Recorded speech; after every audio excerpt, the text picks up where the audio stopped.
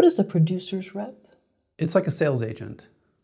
It's another name for a sales agent. So it usually connotes being a domestic sales agent as opposed to an international sales agent.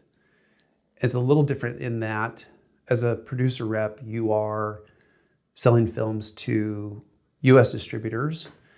And in doing so, you don't really have to take over the film from the filmmaker. You can make the deal, you can negotiate on their behalf, and then they can deliver the film to the distributor, and the distributor can pay them directly. It's a fairly easy transaction. Whereas on the international front, international sales agents really have to take over that process. So international sales agents are more like distributors in that you deliver them the film, and then they go to markets around the world, sell these distributors, and then in turn deliver the film to those distributors, collect that money, and then account to a producer. So in my case, I don't do that. I specialize in US distributors, and as most producer reps do. And I'm like a consultant / sales agent for that purpose. What's the difference between a producer's rep and a distributor? So a producer rep is really trying to get the filmmaker the best deal possible in the United States with a traditional distributor. Distributors are taking on the film, putting it in theaters, putting it on video on demand, making Blu-rays, selling the rights to Netflix or HBO, and putting on advertising video on demand later like Tubi or Pluto. So they're usually, most distributors are handling all rights that way.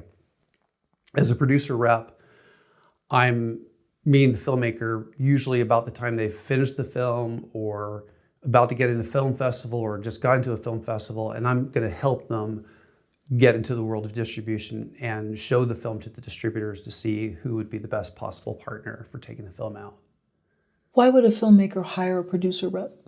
Well, especially if you're a first-time filmmaker, most schools don't teach film distribution. And so there's just a huge learning gap in terms of like what distribution is and what they do. And usually I consider part of my job is education in terms of teaching my clients what distributors do and which distributors do it better than who. And part of my job is to know who's doing it legitimately and who's not doing it legitimately and who takes an appropriate distribution fee for putting the film out into the world, who's kind of trying to rip them off. And so it's to protect them as well. So there's really just the knowledge of distribution. That's one reason. Another is just protection. And in addition, some salesmanship. I'm trying to get the best possible deal out there. And some filmmakers, a filmmaker in theory could wear all those hats. If they got to learn the distribution landscape and learn who all the distributors are and learned how to negotiate the contracts and had a sales hat in addition to a creative hat. There are those types, right, that could do it all. I'm here for the ones that don't, and producer reps in general are there for the people who can't, that need some help in that area. Have you ever experienced that where someone says, I went to AFM, I go on IMDb Pro and I see what similar films are, who they're with, and I just can't navigate this. Can you help me? Yeah, all the time, because there are a lot of different kinds of people at AFM. Like there are sales agents versus distributors. Sometimes they do both. There's been an increasing trend of some international sales agents getting into U.S. distribution. Their contracts look a little bit different than what U.S. distributors' agreements look like. And so, I get it all the time that from filmmakers, they can't get the distributors to call them back. There are some distributors that are pretty good, have an open door policy of looking at lots of material. And there's some distributors that just want to really use the system of agents and reps that are out there to kind of be a kind of a buffer against all the content that's out there. They don't need to see 10,000 movies a year. They want to look at the top 300 or 400 in which to choose the 20 they might distribute that year. So most filmmakers, when they go to AFM is a great learning process, but it's not a great tool for an independent filmmaker to go to and actually sell their own film. It usually, they experience it once, they'll find it's really hard to get in those doors to meet with distributors. And most distributors and sales agents want to keep the wolves at bay, so to speak. Right. So if a filmmaker says, "Well, I'm very hands-on and DIY, I'll be the one to break through," it's kind of like they're breaking protocol a little bit. That's not how it's done. It's not that it's not okay. It's just that there are some companies that it's just hard to get a return phone call. They're just busy dealing with the reps and agents for film, and they're getting, some of these companies are getting 5-6 submissions a day. And some of them they just completely ignore. They just look at it and think, I don't know what that is. There's just too much incoming. So it helps to have someone that knows them, that says, hey, I can vouch that this is something you should take a look at. It's not crazy for you to look at this. You may not like it, you may love it, but it's something you should pay attention to. That's one aspect of it, but even more than that, there are some doors that they're easy to get into, but you shouldn't go through them, right? There's some people that just don't have your best interest at heart. There's a lot of, in my opinion, companies that just don't do it properly and take exorbitant fees, don't cap their costs, don't do things that they should do to help their client, the filmmaker, maximize revenues for them as well as for the company that took on the film. So. So there's multiple reasons to have a rep. I think, beyond just being able to get in the door. But I've known, there are also people that make film after film after film and establish relationships where they can just do that themselves as well. It's especially first-time, second-time filmmakers that have the hardest time, which are most independent filmmakers. At the end of the day, of the 10,000 made a year, it's 9,000 plus that are first timers, to a certain degree. So it's not just helping you get in the door; it's also maybe helping you stay away from doors that are open that maybe shouldn't be venturing into. For sure, and even if you knew, it's also maximizing the best possible situation. Even if you get in all the right doors, it's helpful to have someone that's had a deal through this distributor and had a film through this streamer and knows what it's like to be in bed with them, to knows, how good are they at communication, how good are they at returning your phone calls, what do their royalty reports look like, do they send them to you consistently? Because it's not only the contract you have to worry about, it's the behavior behind the contract. Right, because it's fairly easy for distributors to kind of ignore a lot of different aspects of their contract, because the distribution contracts are just hard to sue on. They're all very distributor friendly. Distributors are not going to make overtly producer friendly contracts in general. So even more important than the contract is the habits and behavior. And have been in the business for 25 years. I've just seen a lot of behavior, so to speak. So I think that's pretty helpful. Sure, and these are contracts that only the distributor draws up. Like someone couldn't say, I've actually have my own boilerplate contract. Yeah, no, it's always a distributor's contract. Okay. In fact, you should be actually wary if it's not their contract, because that probably indicates they don't know better and they haven't been doing it very long. I have seen that before where I got actually not too long ago, someone came to me with a film and they already had an offer from someone.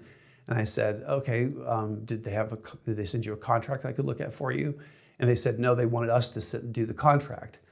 And I said, well, they can't be that sophisticated if they're out there acquiring films and wanting, you to come up with the contract. That's just pretty, it's a good sign that they're just not very savvy. Glenn, how do you get paid? Please tell us. A couple different ways. Always a commission, a percentage of whatever my filmmaker makes. So if there's an advance from the distributor or royalties paid later on, I usually get a commission on whatever, and that's a negotiable commission, depending on the circumstances of the film, whether it's already in a major festival or if I'm working on it from the beginning. We can negotiate what the commission is. Often I also work for a consulting fee as well, because I spend, most producer reps, I would say, 10 tend to throw films against the wall, see if they stick. If they don't make the deal, move on. I deal with very much true independent films that need a lot of hand-holding and a lot of tender loving care. And so I fashion myself as both kind of a producer rep and a consultant. So I'm usually paid an upfront fee in addition to my commission, really to help with the fact that I'm going to negotiate the contract. I'm going to handle all that. I'm going to spend time with them to make sure they understand the industry, understand the buyers, help out maybe getting them an international sales agent. So I try to fashion myself as kind of a distribution consultant and a producer rep. Are all your fees like one-time fees, or are there any that are continual?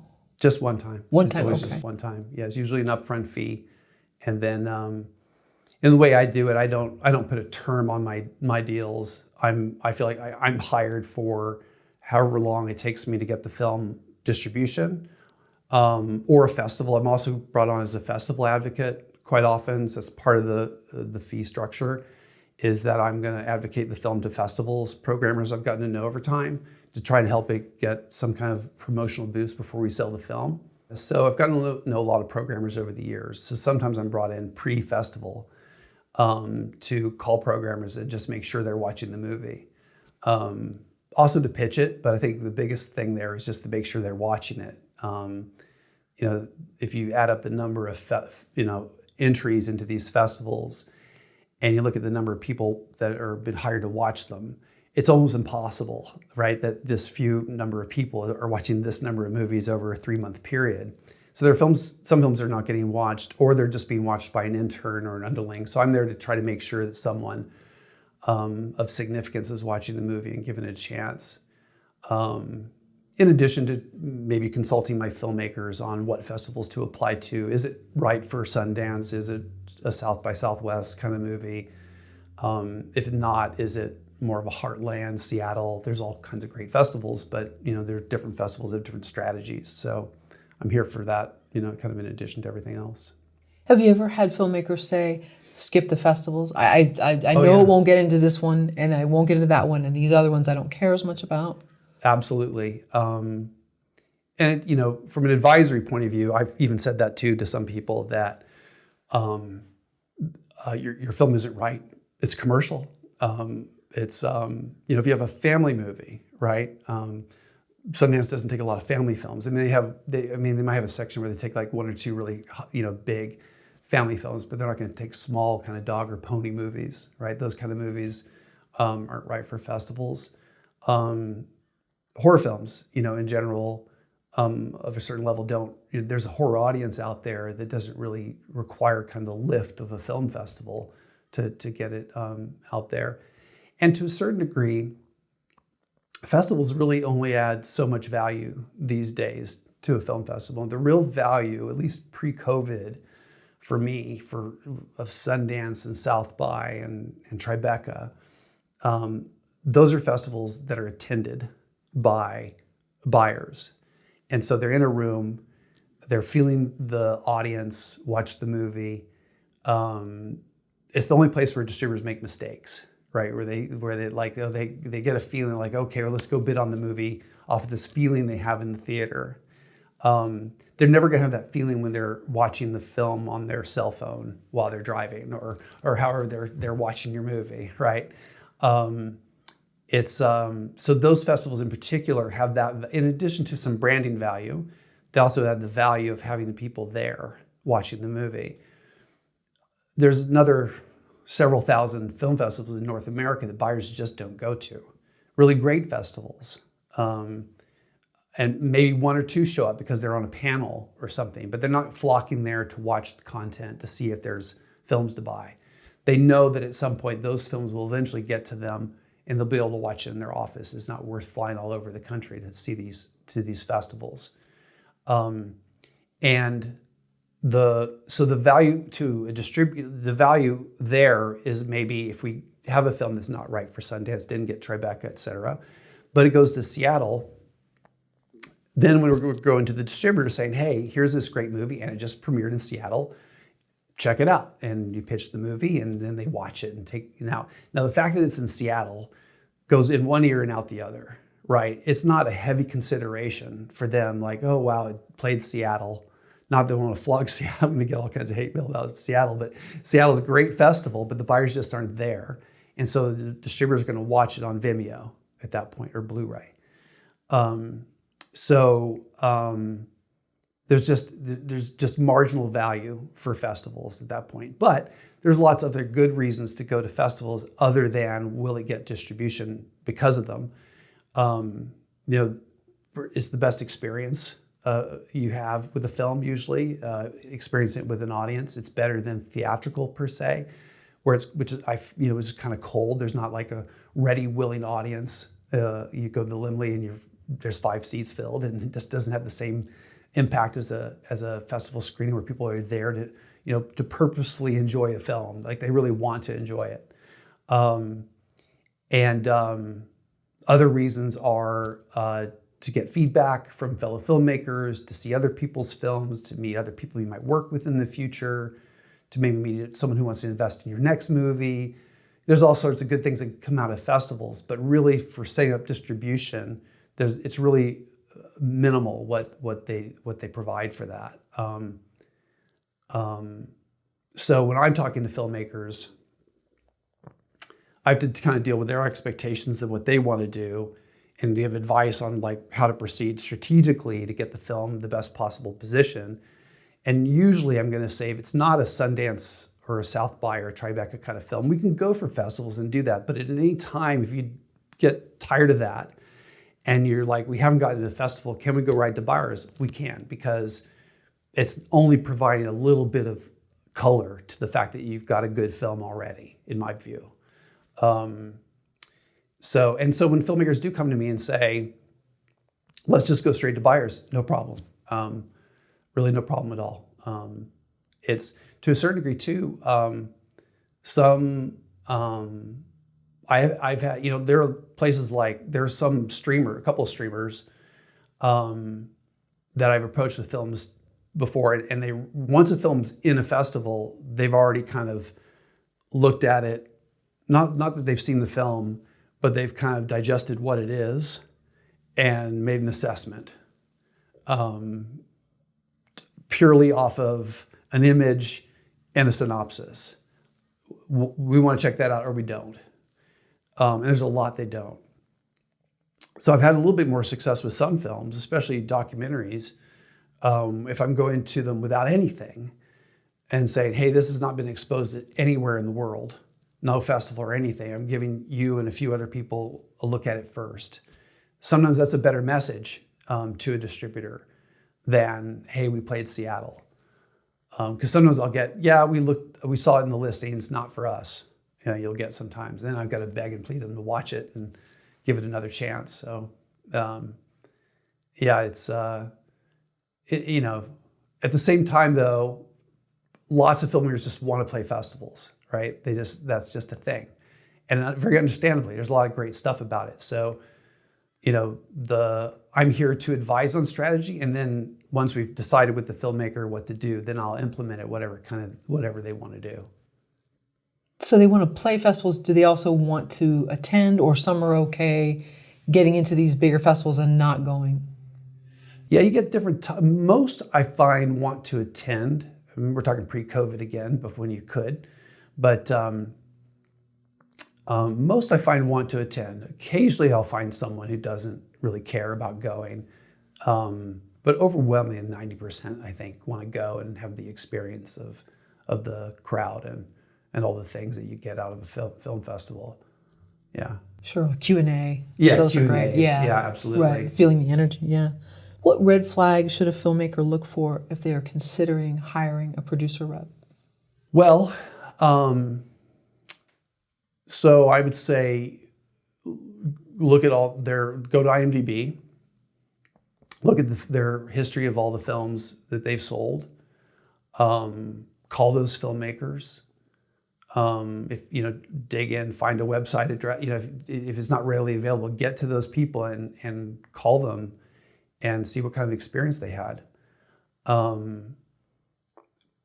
I imagine that all producer reps and distributors and sales agents all have people that don't like them, but hopefully you find someone that's got more people that like them that don't like them.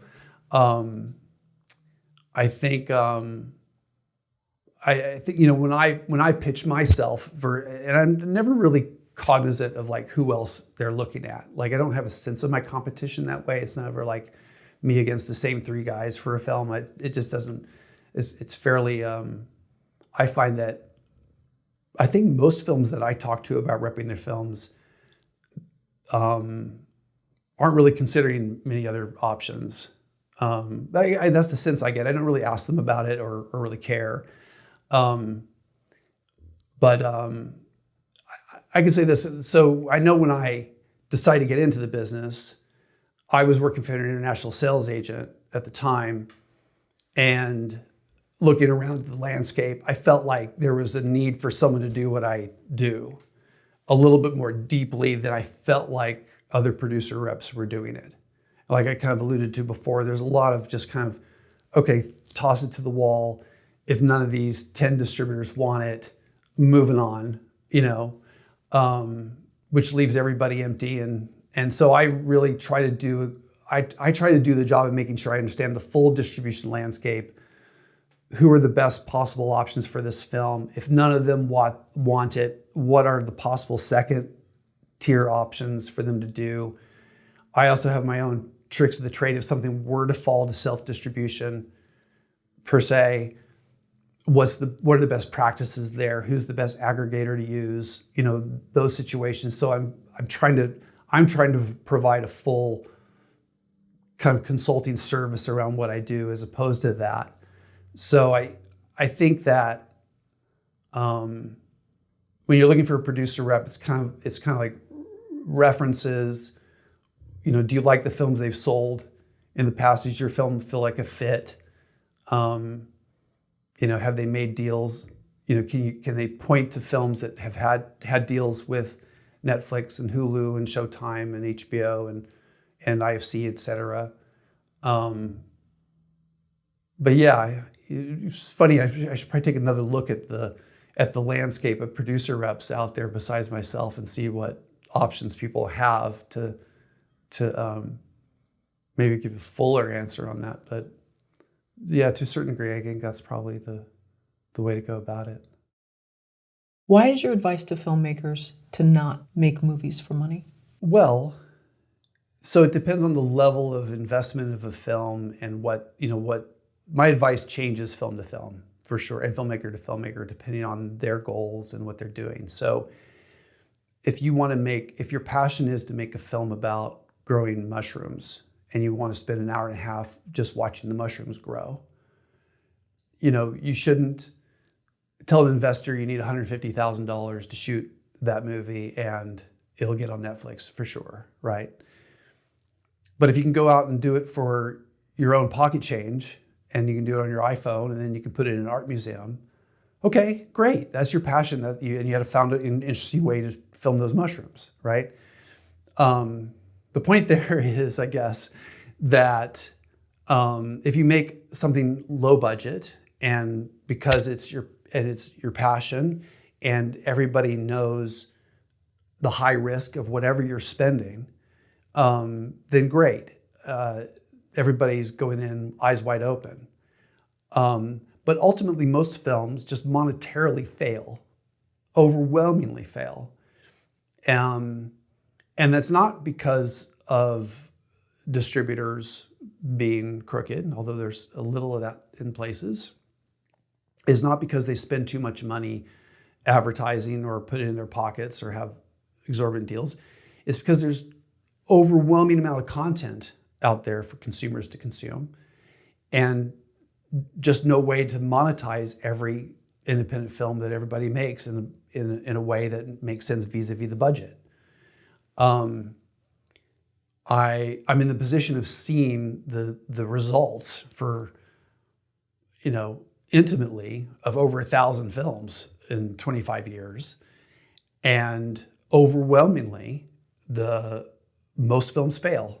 That's just the reality of the marketplace. If you look at, not to name names, but if you look at a decent art house distributor, one of the ones that distributes 20 to 25 films a year and has a prominent brand, and well thought of and everybody wants to be with, if you look at their box office for each of the films that year, there are a couple that get over $1 million, and there's about 20 that make $200 to a few $1,000s. And they've spent money to try to make those films into something, and it just didn't work, right? So that's why everyone should approach filmmaking as the business with a huge amount of caution, because it's better to put your film in your money in a your money in a mutual fund, right? A film is not a great investment. And so, if you are making a film in the $2 to $3 million range, there are ways to go about it without just taking someone's cash and blowing it, to amortize the risk, or to minimize the risk. You can shoot in an estate with a tax credit, like to take care of 25 or 30% of the budget, so narrowing how much the person has to spend in cash on the film. There's getting involved with an international sales agent and getting cast that they can sell the film on to pre-sell the film, so that you can take those contracts and get cash for those from a bank in order to squeeze down the amount of equity you have to spend. So there are ways to minimize it so that let's say you've made a $2 million film, and now all you need in equity is 25% of the budget. You're making a $2 million film essentially for $500,000. Now, hopefully, with the name that you've got and the quality of the film you made, when it's done, you'll be able to present it to the territories you didn't pre-sell and get numbers that are bigger than that $500,000. But you're still risking that $500,000. If it turns out badly, it's gone. And there's just only so many films a year that distributors who can pay $1 million plus for a film are going to buy. Like I said, there's like 10,000 films made a year, and the biggest distributors that actually take on indie films only want a couple of them. Companies a little lower down want 20 to 25. The ones who are doing real theatrical films a year. There's some that want 10 to 20, and then there's a good number of, I would call kind of mostly all rights digital distributors who sometimes do theatrical as well, but most of them aren't paying a lot of money for films. So, when you're looking at the film as a business, you have to realize it's hardly even a business. It's practically throwing money away. And the thing that studios and bigger distributors know is that they know all films are not going to work. So they're playing the long game of making multiple films over the course of a year, and that they know that the winners will pay for the losers over time. As an independent filmmaker, making one movie, you're taking one shot, and that makes it even a higher risk. So going back to the argument of, don't try to make money from the film, it seems like it's an interesting thing in that, do you make it for the market and try to cash in on it, or do you make it based on something you're really passionate about, but then is it going to be marketable? Yeah. That's tough. I think you have to look to the individual and their soul and what they're about at the end of the day, right? And there are some people that they have it all. They have the talent. They have something they're very passionate about that is, let's say it's a dramatic story that isn't a thriller or horror or family film. It's not obviously commercial, but they've written it well. People are responding to it on the page. Actors are responding to it on the page. Financiers are responding to it on the page. And then it all comes together and it becomes this great thing that does well. It sells to Netflix or sells to a big company. That can happen, but those are very rare occurrences. So I think all filmmakers have to kind of juggle that stuff. Some people also inherently have commercial sensibilities, and they grew up loving Spielberg and Ron Howard and people who had commercial sensibilities. And they just kind of instinctively tell commercial stories. There's some people that don't. They go, they're more Fellini fans or Truffaut or someone like, and that's what the way they see the world. But they, and probably having those influences is going to make the way they tell stories a little different. And so that has to be kind of brought into the mix of like, how does this talent converge with what's commercial? I don't think it's ever really good, to make a movie because, well, it's the right genre and we've got the right name, but the director's okay and the screenplay's okay, right? That's, okay, maybe they'll trade dollars because they could pre-sell the movie and get some money based on the name and it gets an okay deal, but it's probably just trading dollars at the end of the day. The film's probably not gonna lift beyond that. I think you have to take into consideration kind of everything in this business when you're making a film. Again, depending on the budget. Again, if you're going out and spending $10,000 on your little movie, go crazy, right? Like you're only risking your own $10,000.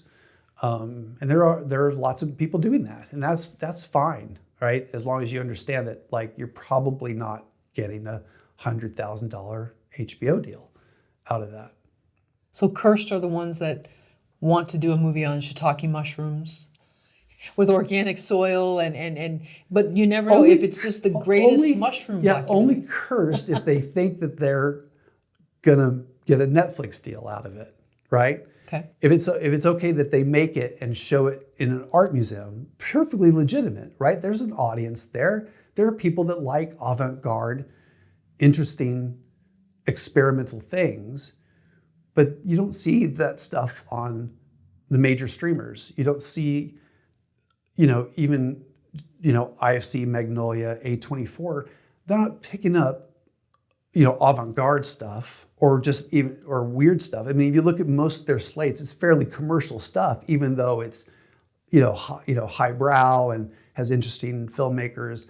A lot of them, you look at genre, a lot of those films are thrillers and horror films. They're just elevated in some way, right? A good portion of them. None of those guys are doing 25 dramas a year. The market wouldn't bear it for them. It wouldn't work. Yeah, I don't know why this keeps coming into my mind right now, but Searching for Sugar Man, which was such an excellent film. I know some people were critical of it. I loved it. But it was able to sort of transcend. I mean, it won an Academy Award, correct? Yeah, I think so. Yeah. And so here's a story that seems kind of unlikely, and it was just so beautifully told, and the main character was so fascinating. And there are anomalies, right? So this is but you just don't build a business, which is, each film is almost a business at a certain budget level, right? You can't build a business based on an anomaly, right? You have to. You should look at genre. You should look at cast. You should look at those things depending on what your budget level is. There's certain budget levels you can't afford cast, right? You can't afford names that will work on your film, unless your uncle is Tom Cruise, then you're most likely not casting someone that helps prop up the movie. So I think you have to factor in cast and genre in your budget. In addition, something I don't think enough people do is vet their screenplay. Get 100 people to read it. Get script services to read it. Get feedback. There's so many films that I have to turn down that I think, wow, it's really well shot and the acting's competent, but there's just no story here, or there's just not enough of a story, or they didn't get the story fast enough. There's certain kind of rules of screenwriting you kind of have to follow in order to make a commercial movie. This is a hard topic for us to bring up, but I'm hoping maybe you can clear up some misconceptions. We often hear that filmmakers aren't making money from distribution deals, but at the same time, we hear that you can make great money working in distribution. Can you help us understand here? Well, yes. So in my opinion, most people aren't making money from distribution because most films just don't work, because the public didn't decide to click on your movie, they didn't buy a ticket. There's just a lot more. There's just a lot more content being created by the streamers and by studios and we've got other ways of entertaining ourselves than movies these days, games and TikTok and whatever, that there's just not a lot of as much demand as there's not a lot of demand compared to the supply at the end of the day. And so I find that and distributors are in the job of taking a certain number of films a year.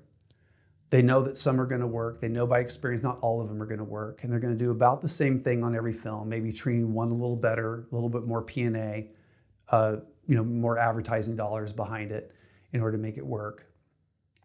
And they're going to take each one out, and if one doesn't work, it's going to then go through the motions of trying to get a TV. If it didn't work in theatrical and or transactional VOD like iTunes and Amazon, where people can rent and buy it, if it didn't work there, they're still going to try to sell it to HBO or Hulu if they can. If it doesn't work there, then they're going to put it on advertising video demand channels like Tubi or Pluto that pay small royalties per view, right? And that's the windowing that most distributors do. And there's not a lot to that, right? It's just placement. It's salesmanship and placement. And they're not going to like if a film didn't work in the very beginning, they're not going to keep spending advertising dollars. They're not going to there's not much for them to do. And I think filmmakers feel like, hey, you're not doing anything for my movie. Well, but should they be doing anything for your movie? If they did more for your movie, they would probably lose more money. If the film didn't work on the outset, if it didn't connect in the first 3 months of its life, it's not going to make money, and it's going to stay with that distributor, and they're going to put it through the platforms properly. But if they were to spend more time and effort trying to monetize it, they would lose, and you wouldn't make any more money. Is the reality. In addition, I think in general distributors are pretty bad at communicating that to filmmakers. I constantly am having to preach that on their behalf to my clients and other people in the business, because I've gone on to, there's platforms out there where people vent about distribution, right? And I see who they're venting about, and I know and some, yes, there are some scumbags out there that no one should ever go near.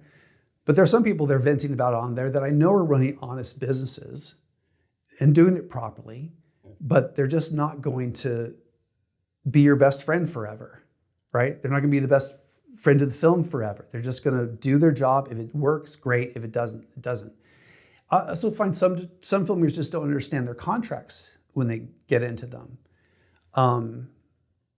There are some distributors of a certain level that are saying, okay, we're going to put the film out theatrically, we're going to spend this amount of money, and here's a big check. And that's great. And forget about that for a second. But most deals are with distributors that are not putting up any money and just going to take it out on the various digital platforms and try to sell off Netflix and Hulu later, et cetera. And in those cases, many filmmakers just don't understand that that's what they're getting into. They think, I got a distributor. My life is saved. My film is going to make a lot of money, and they're going to market it without even talking to them about marketing. And sometimes these contracts even literally say, we're not hiring a publicist. We're not marketing the film. We have the option to, but we're not pledging to. And so if you go in thinking your distributor is going to do one thing and they don't do it, then you're getting on some platform and saying, oh, I hate so-and-so, And so that's what I see a lot of that. That's not to diminish the people that do get screwed over. There are companies, there are bad actors out there, but there are a lot of distributors that just, I think, are doing the job properly, even if they are falling a little short on the communication of why the films are not working to their clients. So it's kind of a barring someone being dishonest. If a company is honest, but then you have filmmaker A over here who feels like I'm not being given attention and my movie's just being shoved to the back. It sounds like there's just, the communication is just really broken. And one is a business person, the other is kind of an artist that's very possessive over their work, and they're not meeting in the middle. Yeah, I think that's right. And I think, and that's not to say I wish that distributors could be a little bit more communicative and a little bit more, kind of in general, even the ones I like, could be a little bit more responsive to phone calls and emails from clients. But I think to a certain degree, a lot of these companies are taking a lot of films and they've got to kind of move on to the things that work. And not all filmmakers are personable, nice people either, right? You get some filmmakers that have screws loose or have Napoleonic complexes or whatever they have, and are coming after them with phone call after phone call, day after day. And as a distributor, like, do I have to deal with that? Or I don't have a contractual obligation to call back a jerk, right? I'm going to move on and start working. I'm working just like I do. I work on any other film, whether he's a jerk or not. I'm going to do the same thing, right? I'm just going to stop talking to him because he's just wasting my time, right? Now, most filmmakers aren't like that, but that does happen, and I think that because that happens, that also makes distributors, a little bit more reticent to be personable and communicate with their filmmakers in case it turns into that kind of like why am I on this conversation with this person who I put their film out, it's not making me any more money to talk to them about what's happening. Yes, they're my client, but what is there to do at this point? And the reality too is, what's hard about this too is that some of these contracts are 7-10 years long, right? And so filmmakers quite often feel stuck. They're not doing anything with my movie and I can't get it back. Well, the problem there is, what do you do when you get it back? No other distributor is going to take it after it's been distributed by somebody else. You're not going to be able to get Netflix or Hulu or so-and-so to look at it. Most likely they've already shown it to them and they've passed. If you get it back, if they do agree to give it back to you, you're going to have to get it extracted from all these digital platforms that it's on. They can't just turn the hose over to you and have the financials just start going. You have to pull it off. And then you're going to have a hard time getting it back on, because some of those platforms are like, we've had this film before X, we don't want old films. And so it's, people end up putting it on Amazon Prime or, kind of direct themselves, and it just sits there and doesn't make any money anyway. So most filmmakers should be, if they can, moving on to the next thing at that point. What's my next project? How can I take whatever happened here, make some good out of it, and hype it towards getting my next thing done? Because once you've made that distribution deal, whether you're in a good situation or a bad situation, that's it. That's your film that's going to be the story of your film, one way or the other. It's kind of an illusion that you can get it back at some point and make something out of it. And that's why, in addition to knowing who the buyers are and being able to read and understand contracts, that's kind of where I come in. I know who communicates well. I know who does the job properly and what that job actually is, as opposed to what it isn't, and can explain that to the filmmakers so they know what they're getting into when we make the deal. So we don't get those calls 2 years later saying, why aren't they marketing my film? Because they knew going in, because I explained it to them exactly what kind of situation they got. Well, you used the word illusion, which I thought's fitting, because maybe they did read the contract, maybe you explained it to them properly, but there's an illusion, mine's going to be different. I realize it's going to be locked up for this, but this is different. Yeah. And that's nothing against the filmmaker. It's just we all think our thing is different. 100%. I've produced movies as well with other, not myself alone, but with other people, and I've gotten the spell. I've been in the bubble of we made the greatest thing ever. This is going to go to whoever, and so I do understand that, and I do have clients that, despite I explain it to them, do come back to me later and say why aren't they doing this? I'm like, well, if you remember, this is what we talked about. It's not quite like that for this film.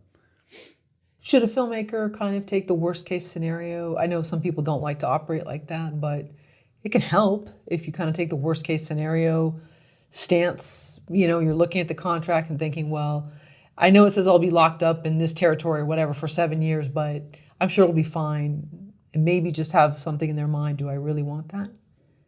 Is this really for me? I think that, yes. I think you can make an educated guess on what the worst case will be based on the habits of the company you're in bed with to a certain degree. So, because, you know, most distribution agreements don't have anything in them that says they have to put out the movie either, right? Sometimes we can build in clauses where it says if you don't release it in 9 months, we'll get the movie back. But that's pretty easy to fulfill. You can throw it on Amazon and it's released per se, right? So it's hard to get a distributor to guarantee what will happen. I'm saying that because if you do get a deal with a distributor and you look back on the last couple of years and you see, oh, they've released all these films and this is how they've released them, there's a little more security that the worst case scenario is that they're going to release it like that, right? They said they're going to put it on all these platforms. They did it for all these other films. So that's most likely the worst case scenario. And the worst case scenario is that they do that and no one bothers to buy the movie. You know, that can happen for, you know, lots of films. You know, it doesn't happen at a certain level if you're getting big theatrical deals. But we're talking about straight to digital, you know, distribution. That's very much it's funny because I've had so many films now go to these distributors that handle all rights, and they give them the same treatment. And some make a couple $100,000 and some make $2,000. And you really can't see any difference between the two, except that perhaps the artwork just clicked with the public better. The trailer clicked. Someone said something about it kind of organically online, and that took off and created a swirl. It's really hard. Like, there's a lot of things you can tell a filmmaker to try to do to support a film: publicity, getting in social media company, doing a theatrical. There's nothing that guarantees that any of that will help or work. I almost always do kind of, if someone just has a digital distribution deal, say try to do something to help support it, because at least you feel like you did something. But there's no real empirical evidence that like having a publicist for a film makes $1 more, or that running $5,000 in social media ads makes $10 more. At least from what I see in terms of looking at films, I've seen many films get no treatment, make lots of money, and some don't. We posted a poll on our YouTube community tab, and the question was, do you trust film distributors? So the poll received about 8,000 or so votes, and 85% of those polled said they do not trust distributors. Now, we didn't ask them in what capacity they've dealt with them. Where do you think this negative reputation stems from? It all goes to the failure rate of films. And I think that some distributors oversell what will happen to films in order to get them. Not all, but some do. I think it goes to expectations of just getting a distribution deal and thinking, hey, I'm done. It's going to make money. I think that's part of it.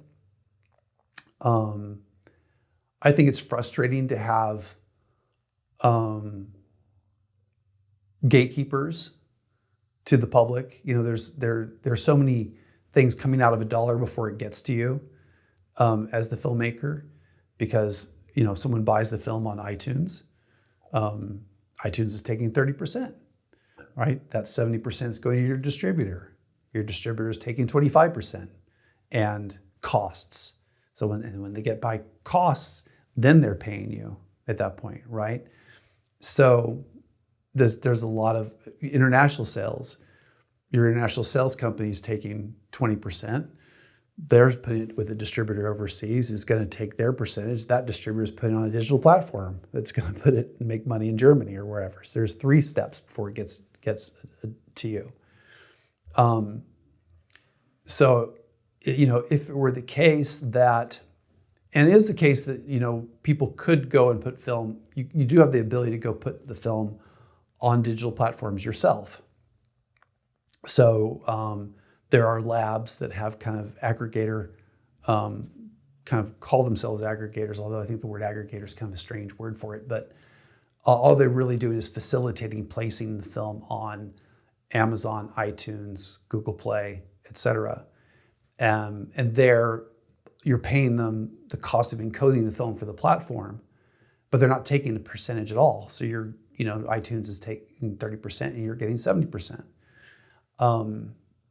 The reason why, and now maybe some films should do that because they could just, it's a small film and they can push people to watch on iTunes and then they get what they reap what they sow.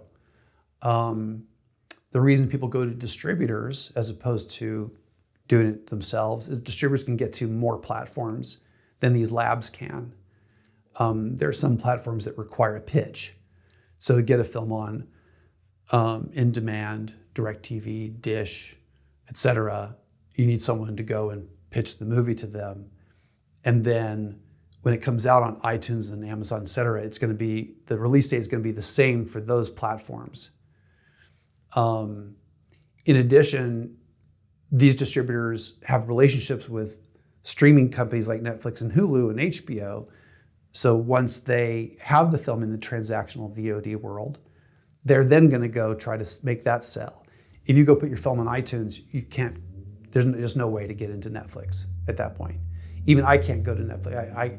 I can go to Netflix Originals division as a producer rep, but I can't go to them in a distributor position of where it is after it's been on transactional for a while. So if we lived in a world where all these platforms were open to filmmakers going there, that's what we would do. And I would become a marketing expert instead. I would help people with marketing and just say, hey, let's just go put it on these platforms. But there are gatekeepers to those platforms, or people have those relationships, and that's the reason we have to use them. And then there are some people that treat that space honorably and understand, are respectful of the fact they got lucky enough to be in such a position to be the gateway for other people's content and treat their filmmakers well and explain everything to them and try to do the best. And then there are some that really just take it and never call you back. And that's for, I think it kind of goes back to communication. I think at the end of the day, there's just, if distributors did a better job of communicating on the front end, what's going to happen, what's likely, what's, realistically a medium outcome or the best outcome. And in addition, we're a little bit more open as filmmakers came back to them with questions about how it's going and explain what, why they were doing what they were doing. I think if they were better at that in general, that poll number would be a little bit better. Although I think the main reason for it is just most films fail. And therefore, who we're going to blame? I'm not going to blame my movie. My movie is perfect, right? It's my baby. And the person who adopted my baby is not raising it properly, But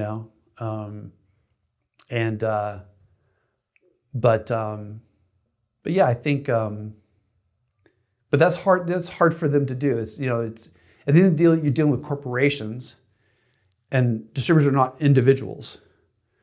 And so you've got, the director of acquisitions, the director of sales, the director of delivery, the CFO, the accounting department, and they all have their own lanes of what they kind of deal with. And as the filmmaker, you're like, oh, so who do I talk to about the fact that this doesn't look right? Or Amazon, my poster on Amazon looks a little weird or whatever. And sometimes it's hard to navigate because not all companies have a front person that's just like, kind of the go-to for the client to say, okay, you got this problem, talk to this person.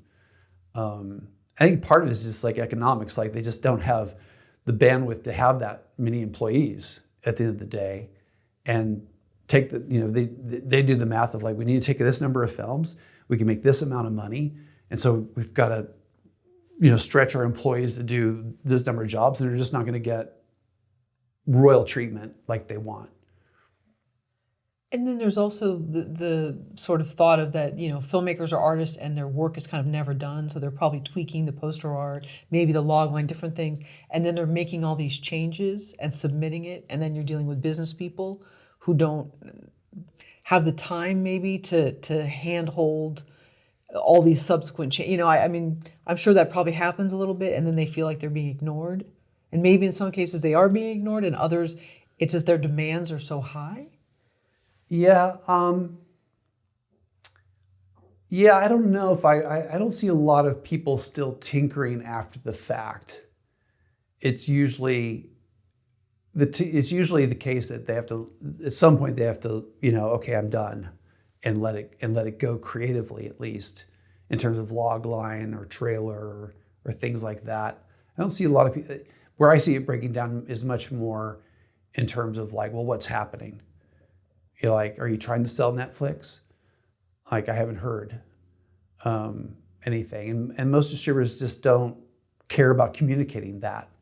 They don't really, they feel like, we're doing our job. We're going to pay you what you're due, but we don't need to explain to you what we're saying to Netflix or when we're going to talk to Netflix or any of that. I just feel like distributors probably don't feel like they have the time in a day to talk to all their filmmakers about all the intricacies of everything they do, is my best guess. Best guess from being on the outside looking in a lot, but never really being in at the same time. What type of accounting practices should a filmmaker expect when working with a distributor? So overwhelmingly, most distributors offer quarterly accountings, and that's pretty standard to at least get 2 or 3 years of quarterly, and then turns to biannual after that, or annual sometimes. And that's when most of your revenue that's when it really counts the most. The frustrating thing with accounting is that distributors are on accounting terms as well with the platforms. So a lot of times people get their first quarter statement and they're rated, okay, let's see how we did. And there's not much there. And that's partly because when I go and buy a film on Amazon keeps that money for 90 days before it hits the bank account of your distributor. And so if it's March and I paid for in March, it's not going to hit the distributor until June, and that's the second quarter. So even though someone paid for something in the first quarter, the distributor didn't get it until the second quarter, and so that's when they're going to account for it, usually anywhere from 30 to 90 days after the quarter. So it takes a long time for stuff to come in, and that's frustrating. I wish it was more. Unfortunately, that's what makes it hard to do anything in social media, to try to help the cause, because if you buy ads and stuff for lots of products out there, you can kind of see what it does for you, right? And if you spend, $10,000 on Facebook ads, you can see what the return is on whatever you're selling pretty quickly because you're the one selling it. But in film, you do the advertisement and you're waiting 6 months to find out whether anybody bought the film on Amazon, and then you're past really the period. So that makes the whole business so hard, because you just don't, the companies that dominate the space in terms of where people buy movies can dictate the terms of how they account, even to the distributors. So you're saying that a filmmaker reasonably, most contracts would say every quarter you're getting a statement for 2 years, and then after that it's biannually and then annually? Yeah. Okay, so then if they have 9 years, then toward the latter end of it, they're going to be getting yearly statements. Correct. And it depends on the distributor, because some distributors are more amenable to changing their basic terms than others. So it kind of depends. But Some distributors will say, well, eventually if we don't collect anything, we're not going to account. So there's zero coming in. There's no reason to send you a piece of paper that says zero came in. Sometimes we try to add language that says you're going to count to us regardless because we want you to be accountable, per se. So it can depend on the distributor. How much does a film's budget impact what it'll sell for? Let's say someone makes a film for $500,000. Is a distributor likely to make an offer of $500,000? No. In fact, they don't care what the budget is. They may care from the point of view of interest, like, oh, how, if they're know anything about production and they think, oh, wow, this literally looks great. What did you spend from that perspective? But distributors in general, all they care about is what it's worth on the market. And they're going to look at your film and compare it to other films in their catalog or in their imagination or however they make their subjective evaluation of your film and decide, okay, we think once it goes out into the world, it'll make we think it'll make $1 million. Then they might be advancing, and they really have to think it's going to make $1 million in order to advance $500,000, because there's still going to be costs for them to, especially if they're buying something for $500,000, they're probably spending a couple $1 million to monetize that thing. They can't just, you buy something for $500,000, you can't just put it on on transactional VOD and hope to sell it later. Films don't make that much money when you do that. So it's all about how much revenue do we feel like this can make for us, or how many viewers do we feel like, or how many subscribers are we going to gain because of this title. That's the way Netflix and Hulu and people like that look at it. Because at the end of the day, I've seen $500,000 films that look like they were made for $2, and I've seen $500,000 films that look like they were made for $7 million. And so that goes to the talent of the production company and the filmmaker and the ability to, get value from what they spent. Why do we hear that it's bad for filmmakers to be transparent about their budget? So with regard to being transparent to a distributor, I think that, if it's, because they could go badly two different ways. If I tell a distributor I made it for $500,000, their opinion would be like, wow, that was ridiculous. Like, why did you spend so much money? And then make them afraid of making an offer, because if you're expecting to make that much money back, they may not feel like you, even though they're maybe the best option for you, they may feel conservatively that they're not going to make that much money for you. On the flip side, if they're wowed by it, I don't think it really makes much difference from them, unless they're the kind of company that is in the business of making films themselves and are looking at you as a potential filmmaker to invest in the future. And there are very few distributors that most distributors don't do that. Most distributors are just distributors, and so they don't really, the budget just doesn't really matter to them. But it might matter to some distributors that actually make movies. Well, it's interesting because it seems like with Hollywood, we know their budget and it's out there in the trades, whereas with independent filmmakers, we're almost supposed to hide ours, like in a shameful way. Yeah. I usually just take the position of not hiding it for shame. I just why does it make any difference? Right? Like, unless you made it for $10,000 and it looks like $500,000 and you want to brag about it and make that kind of part of your pitch, that look how great we are, we could make something short. But I don't find most Hollywood cares about that. And I think that story's been played, right? We had Robert Rodriguez and a couple of others that have wow, this film was made for nothing. And now tons of people make films for nothing. Every day someone made a film for almost nothing. So it's no longer really a badge of honor. It's just another fact, and not a very sexy one way or the other, I don't think. So I tend to tell people, they're not going to ask us, so let's not put it out there, is the way I see it. I think it's irrelevant. Like, look at the quality of the film. If you want it, pay the right price for it. But why is it different for Hollywood? Why are we okay knowing that, this many million was spent on this film? Well, there again, I'm not depending on the Hollywood film, because there's studio level, and then there's things that are kind of made with international sales agents. They pop up to studio level, and so there's different kinds of studio films. I'm not sure we're getting the accurate budget from these people, even though they're public sometimes. So I think there's been a number of times when the number got out that a production spent, and it was so much that it had a negative impact on people viewing the film.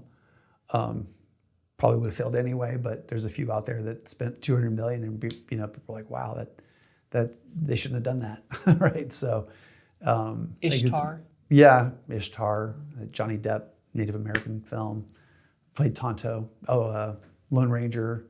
There are a few examples out there of how it negatively impacted the publicity. So I think some of the numbers you see about Hollywood production stuff out there is guessing, really guesswork, and getting some information, but that they're not necessarily publishing every budget for everybody to see. I don't think that's really happening.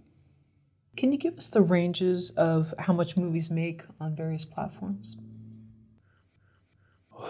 Well, I can tell you from kind of a true indie perspective, right? Because what I work on are mostly true indie films, not made in Hollywood, not made with international sales agents, not made with Kevin Bacon in it. Those are the films I mostly work on.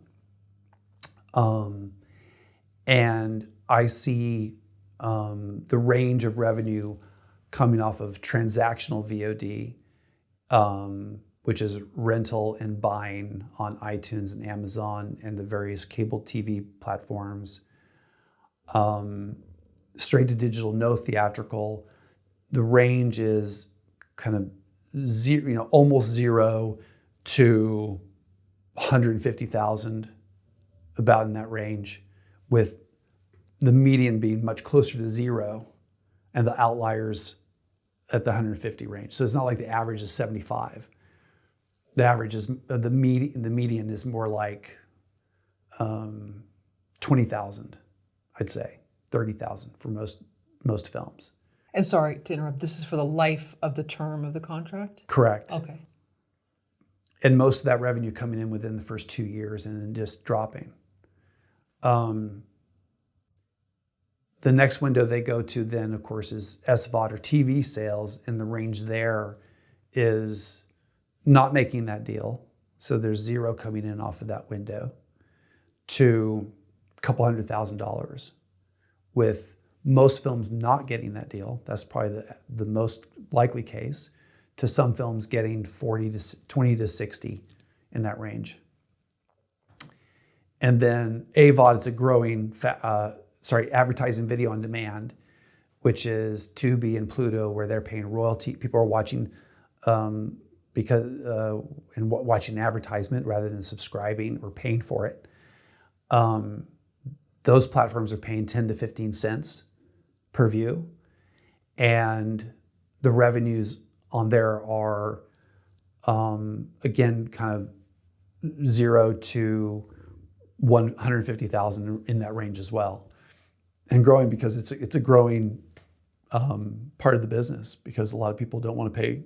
There's a lot of people who don't have money to subscribe to 10 platforms, let alone one, and don't want to rent movies, but watch a lot of stuff in that ecosystem now. So it's a growing place for films to make money. And you can't skip those ads, correct? They're not skippable. That's right. And they come up in weird, awful places, right, as well. It's not the best viewed experience. And you said 15 cents per, is it per view? It's per view. What if they watch a decent amount of the film? I think it's, if they watch most of the movie, then the royalty paid out can be 15 cents per view. which is a lot better than what Amazon Prime went down to, which is 1 cent per view.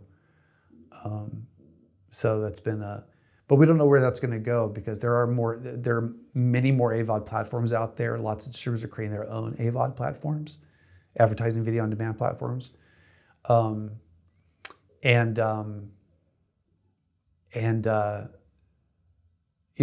just depends. Tubi was bought by Fox.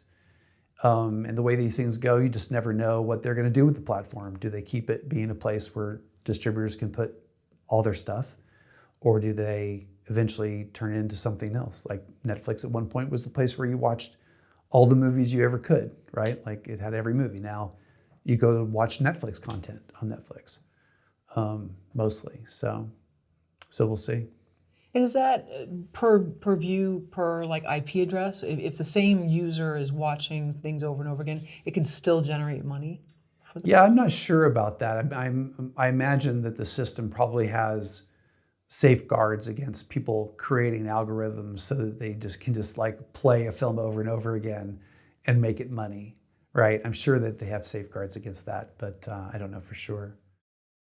When you're reviewing a movie that a potential client has sent you, are you watching the whole movie? Yeah, if unless it isn't very good. Yeah. So you have a limit. Oh yeah. Yeah, if I enjoy it, I watch it all the way through, and then if I'm hired, I usually watch it again before I start talking about it, because usually there's a few weeks between that moment and when I actually start doing it. So I'm usually watching my films twice, but yeah, I think that's there are a lot of films though where you just kind of like, I can't sell it, like why, within 10 minutes, there's lots of out of focus stuff, or the acting's really bad, or there's a lot of bad movies out there that no one ever sees that I get to watch a little bit of. Well, that was my next question. Yeah, what would make you turn it off after we have 5 minutes, but okay, let's say 10 minutes. Or you give it, do you have a rule? Like I'll give it a certain amount of time and then. Yeah, it's more instinctive. It's more, I don't think anybody out of the circle of friends of the person who made the movie would doubt why I got out. Like it's that, there's a lot of, well, I should say though, there's also stuff I just don't think there's a home for. And if it's like, the hardest category is drama without names. And if you found an interesting way to tell the story, then and it works, and we think there's a home for it, then great. But that I find is probably the hardest to pull off. And if you haven't like grabbed me in the first 10 minutes, you're probably not a distributor who has less patience than me. And so I probably can't help you, But I think I think I probably, that's for some films, but there are some films I watch all the way through and then make that same decision that like, well, I got there, but it was torturous, right? Like, or in some way I just don't feel like I could help them. And what do you tell filmmakers that fall into that category? The truth. Yeah, I have to, without being mean about it, with just saying, hey, I thank you for sharing the movie. It's not right for me. I just don't feel like I could sell it.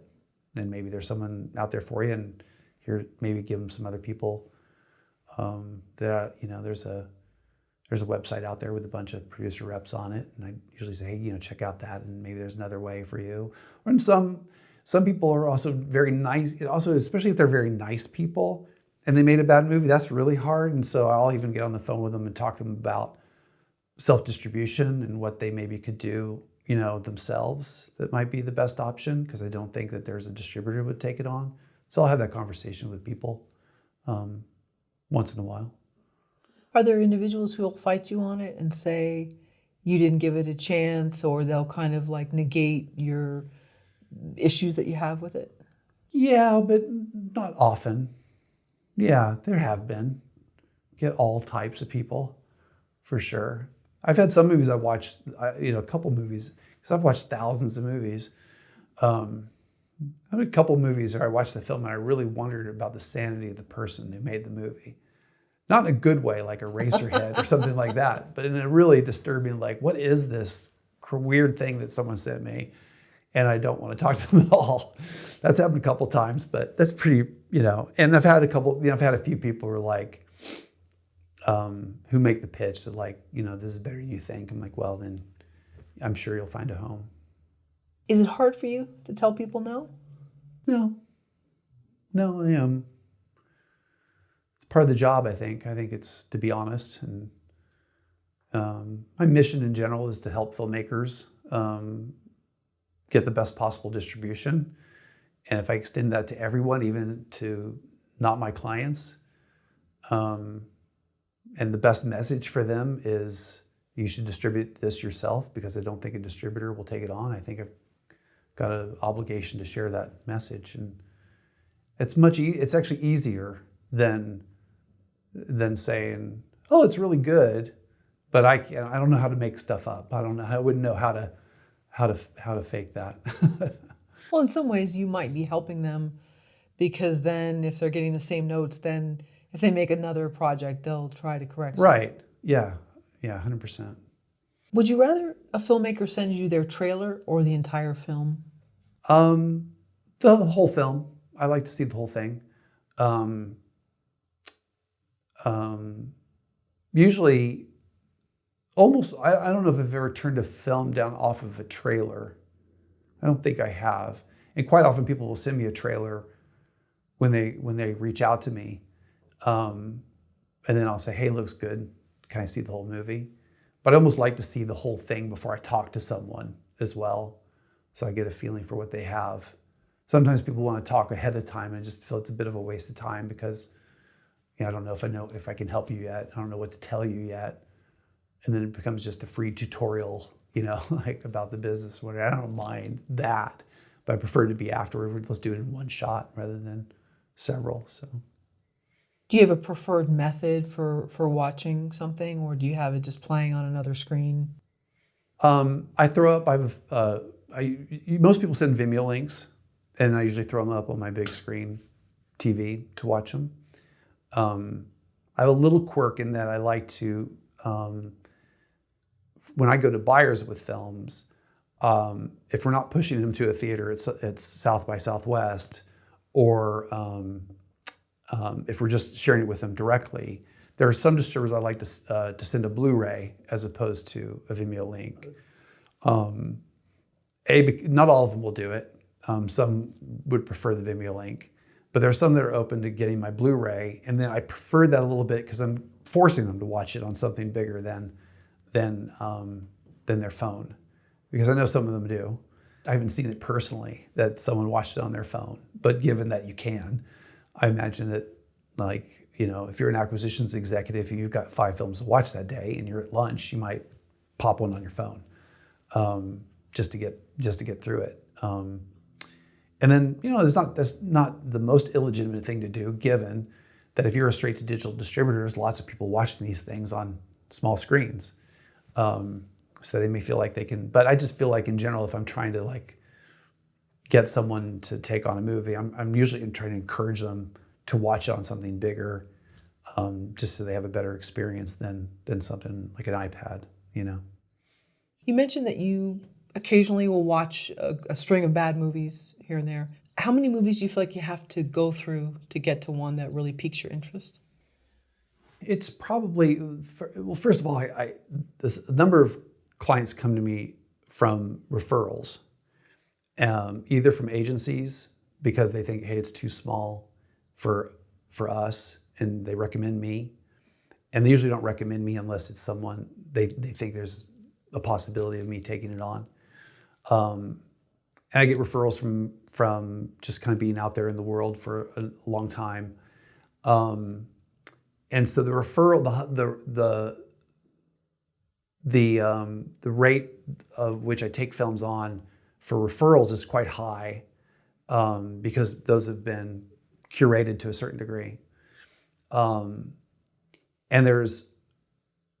from the cold ones, the ones that come in cold to me, I probably have to watch 10 to find one. that I feel like I can work on. It's about that ratio. How do you handle it when a producer comes to you and they expect to make, let's say, $1 million off a film with a $500,000 budget? So I'm always measuring expectations with potential clients because I don't really want to work with someone that expects something that's not going to happen, especially if they're going to blame me for it after the fact, right? Like, hey, I told you I needed to get $1 million and you didn't get $1 million.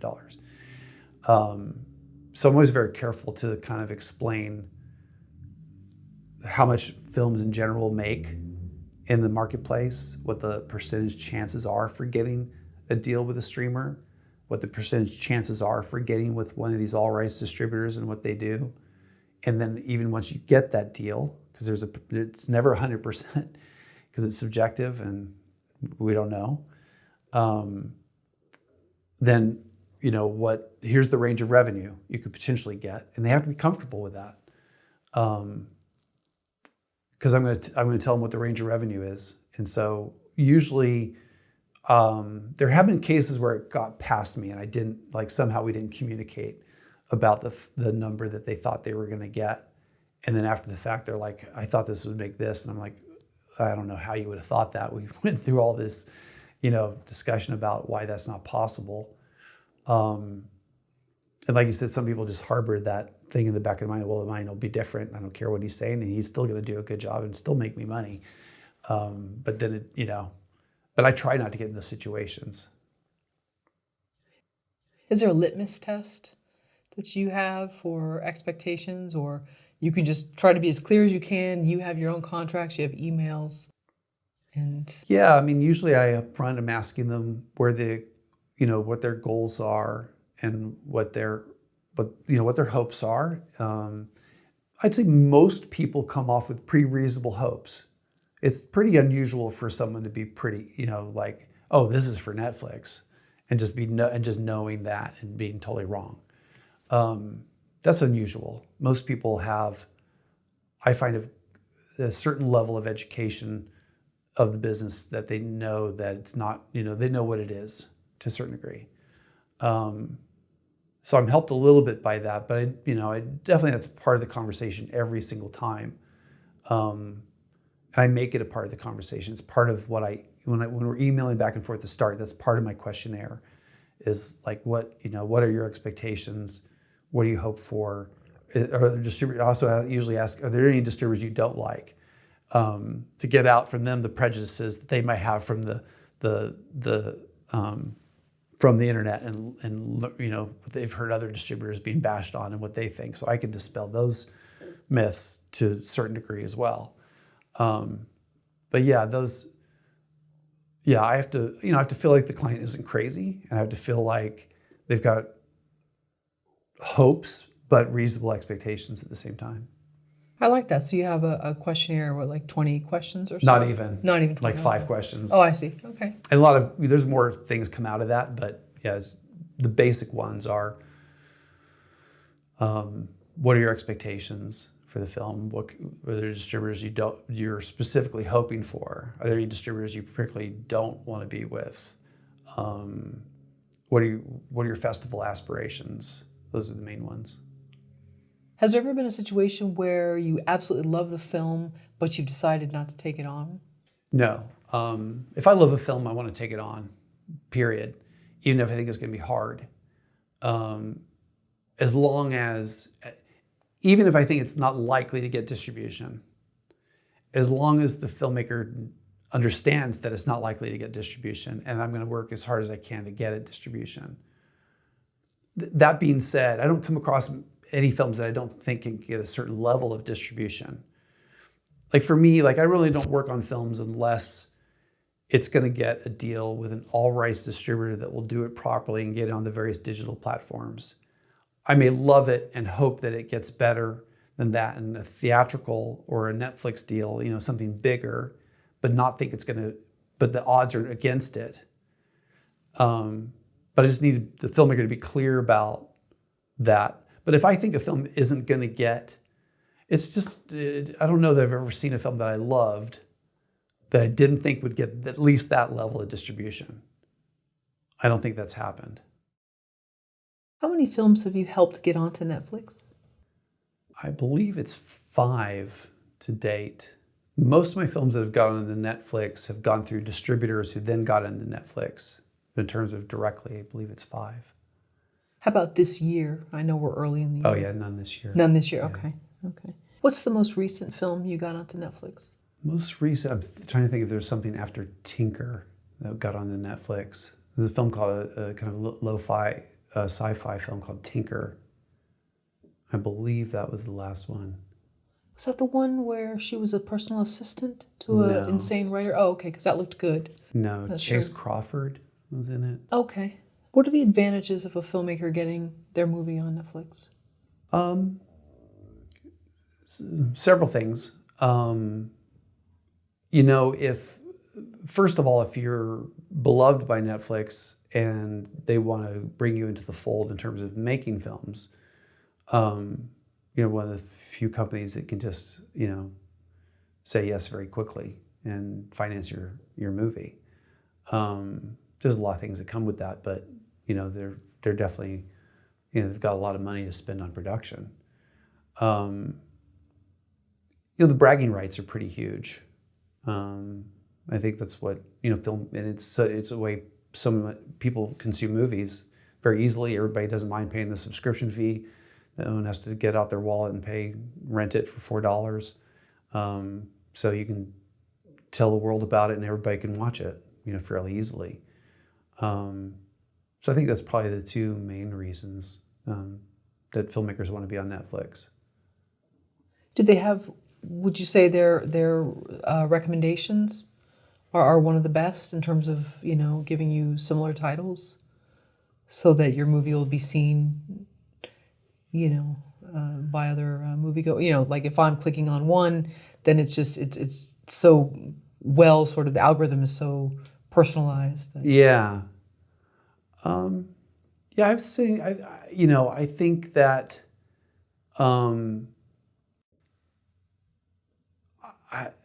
I don't think I've ever, so my films have been very indie and not Netflix produced. And so I think they're hard to find unless you're told about it at the end of the day. And perhaps like in the case of Tinker, if you love indie film and sci-fi, I'm not sure even with all the content they have now if that film would show up unless you typed it in and found it that way. So I think it's still hard even to get visibility on Netflix with an indie unless you're something of theirs that got a lot more promotion than something they acquired from a distributor. You think that was probably much different a few years back before they started producing their own content? Oh yeah. Yeah, they used not to produce movies, so they, everything was other people's content, studio content, Disney movies, and less no Netflix originals, at first. So yeah, definitely a lot easier. Any disadvantages? Being on Netflix? I depend on your expectations and what you want. I don't think so.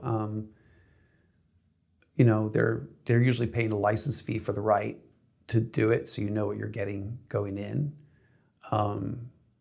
It's a badge of honor these days to say you've got a film on Netflix. I think some clients, if they're staring at a minimal offer from Netflix versus someone who wanted to put the film in 10 theaters, they have to choose a path. And depending on what they want out of the film, they might choose the theatrical path because they just want that kind of treatment. But there have been some deals, like I currently negotiated a deal with a different streamer where we sold the streamer a pay window. They're going to take it. They're paying a license fee, and another distributor is going to come in and take all the other rights and assume that contract. So they're going to do the theatrical, do the transactional video, then it's going to go to that streamer that bought the film, and then go to other platforms later. And the same distributor was going to pay a lot less beforehand when they didn't know about the TV deal. So they got their cake and they eat it too, so to speak, because they got can't say the name yet, but the cable deal that they're getting, and they're getting someone to take it out on 10 screens theatrically. So that's a win-win in that case. What are the pathways to getting a film on Netflix these days? So there's pitching into the originals division to see if it's something they want to take on directly from the filmmaker, or you can be with a distributor who then, after they take it out on transactional VOD, will then try to pitch it to Netflix. At the same time, they might pitch HBO, Hulu, and other streamers to see if they want to take it, usually 90 to 120 days after the start of the transactional video window. So there's really two paths. There's either directly, we can sell it directly, or through a distributor as a window later on. And can me as an individual just contact Netflix? Can I just send them a letter? And my experience is not really. Just from, that's not to prohibit anybody from trying, or who knows if you've got the right moxie to get in the door, right? But my experience is that filmmakers that come to me have tried, have not been able to get someone to watch it. So it's similar to what you were talking about with the need for a producer rep, in that some doors are closed, Yeah. Some doors are open, maybe they shouldn't be, but the ones that are closed, sometimes there's reasons, and then you do, those might actually be the best ones to try to go. Absolutely, yeah. Okay, interesting. So if they know someone, or if the distributor that they've gone with has access, that's usually how it's done for smaller Yeah, films? exactly. Okay. And do most distributors promise that, or they entertain it but they don't promise it? Both. There's some distributors that say, there's some distributors that will say, yes, we're going to pitch it to Netflix and HBO, et cetera.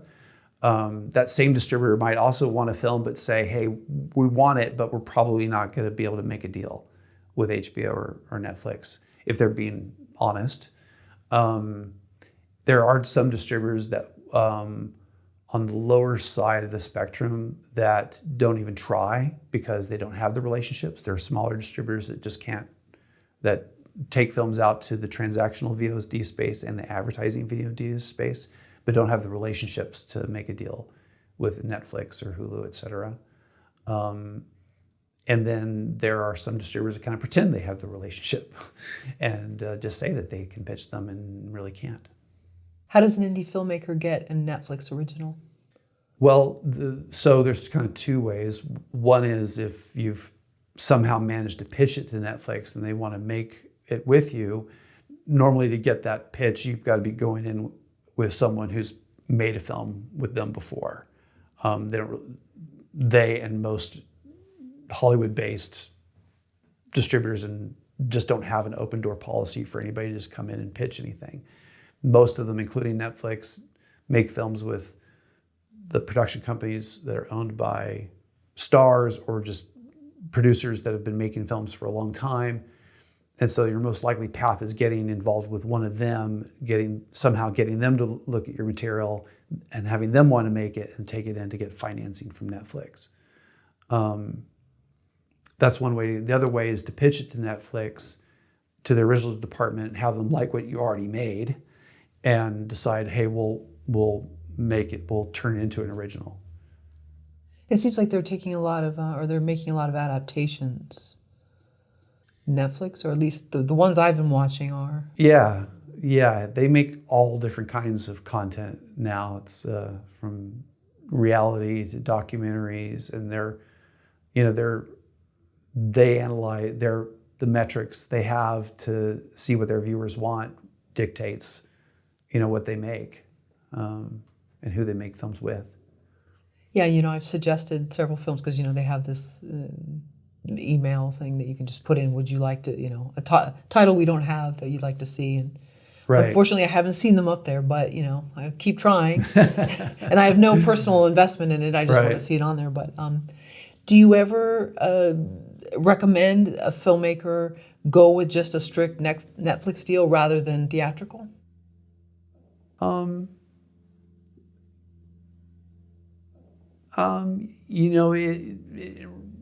usually following the lead of the filmmaker on that and trying to see what their goals are and trying to advise them according to what they want. And I can point out, depending on what's being offered, what I subjectively think is the best math monetarily, as in terms of maximizing the value, what's the best bet. But if you want a certain kind of exposure, what's the other mean? Because there's all levels of theatrical, from 1 screen to 10 screens to 100 screens, so it kind of depends on what's being proffered. And kind of depends on what I think the filmmaker, wants out of it at the end of the day. When you say exposure, are they also considering future projects down the line? Getting their name out there maybe is more important than getting someone to see movie A. It's about maybe movie B or C that's coming. Yeah, I find, most filmmakers have competing goals that aren't necessarily at odds with each other, but many of them will say, well, it's most important for me to get my money back for my investors, but it's also just as important for me to get my next project off the ground. So they've really declared that they've got two most important things, at the end of the day. I'd say, and then it kind of depends, because there are some people who have financed their own thing, so they definitely have both things in mind. There's some people I'm dealing with where there's an executive producer that I never meet, but they're in control of the property, and they're much more concerned about, that going on to the next thing than maybe their executive producer is. So, and then I get sometimes the executive producer is part of the discussion, so they're having to pay attention to that person, and really the goal is monetization. I find that, though, usually the best situation for exposure matches the best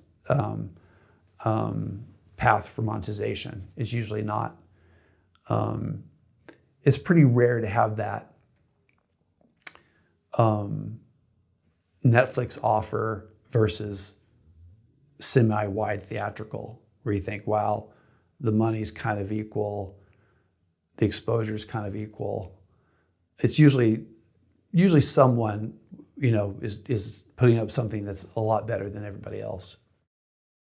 Will filmmakers make more money from Netflix or Tubi? So it depends on the film. Netflix mostly pays license fees for films, straight payments, and here's what we'll pay you for your film, and we'll get it for this length of time, and that's it. Tubi can do that too now. They have paid upfront monies, but Tubi mostly works with distributors. So I don't pitch Tubi because I just don't find they're really that interested in taking on true independent films directly from filmmakers or from reps. So they're more part of the mix with what the distributor's doing at the end of the day. And so most true indies are not getting the Netflix deal, but getting on Tubi. So they're making more money by default from Tubi on their films. If they were to get it, if Netflix did buy the film, and then eventually it got on Tubi, it could be that the Netflix deal was so good that they'll never make as much money on Tubi as they did for that deal, or it could be a small license fee and then it takes off on Tubi because it's the right kind of content for Tubi. So yeah, it just kind of depends. It's not really a very straightforward answer to that, really. Where can filmmakers go to make the most money on their films? So I would say in general, most people are going to make the most money through all rights distributors that handle all these various platforms and maximize all of the platforms as best they can for the filmmaker. Ideally, you get a big fat license fee from a streamer. Ideally, you get a large, or ideally you get a large minimum guarantee, a payment up front from your distributor to handle the rights, which they'll recoup from revenues later. But that doesn't happen for most movies. And most movies don't get the direct to streaming deal. So most movies get the all rights distribution, digital and sales deals that are out there. And for me, unless you want to put on the hat of self-distribution for 6 months to a year, and you have the right kind of film for self-distribution, the path of going that way with an all rights distributor is the best way to go. On the other hand, if you've made a documentary about dogs and you have great contacts with organizations that are devoted to dogs, saving dogs, rescue organizations, lovers of dogs in social media groups, and you've cultivated over that time, or you're willing to go and cultivate that. And there are people out there that can help you do that. There's a couple of great, kind of self-distribution gurus out there that are great at teaching you how to maximize the value out of that kind of film. And there have been a couple filmmakers I said, well, you've got the kind of film you should probably do that with, rather than going through me and trying to get traditional distribution. But for the most part, if you've made a comedy, drama, thriller, horror, or family film, a narrative film, or a documentary that doesn't have a like that kind of niche that and you don't have a self-distribution hat that you want to put on, self-distribution is not the thing to do. Like, it's a overwhelming undertaking, and it's got its own risk. It's not foolproof. You can go out there and do all those things, those self-distribution things, and it not work as well.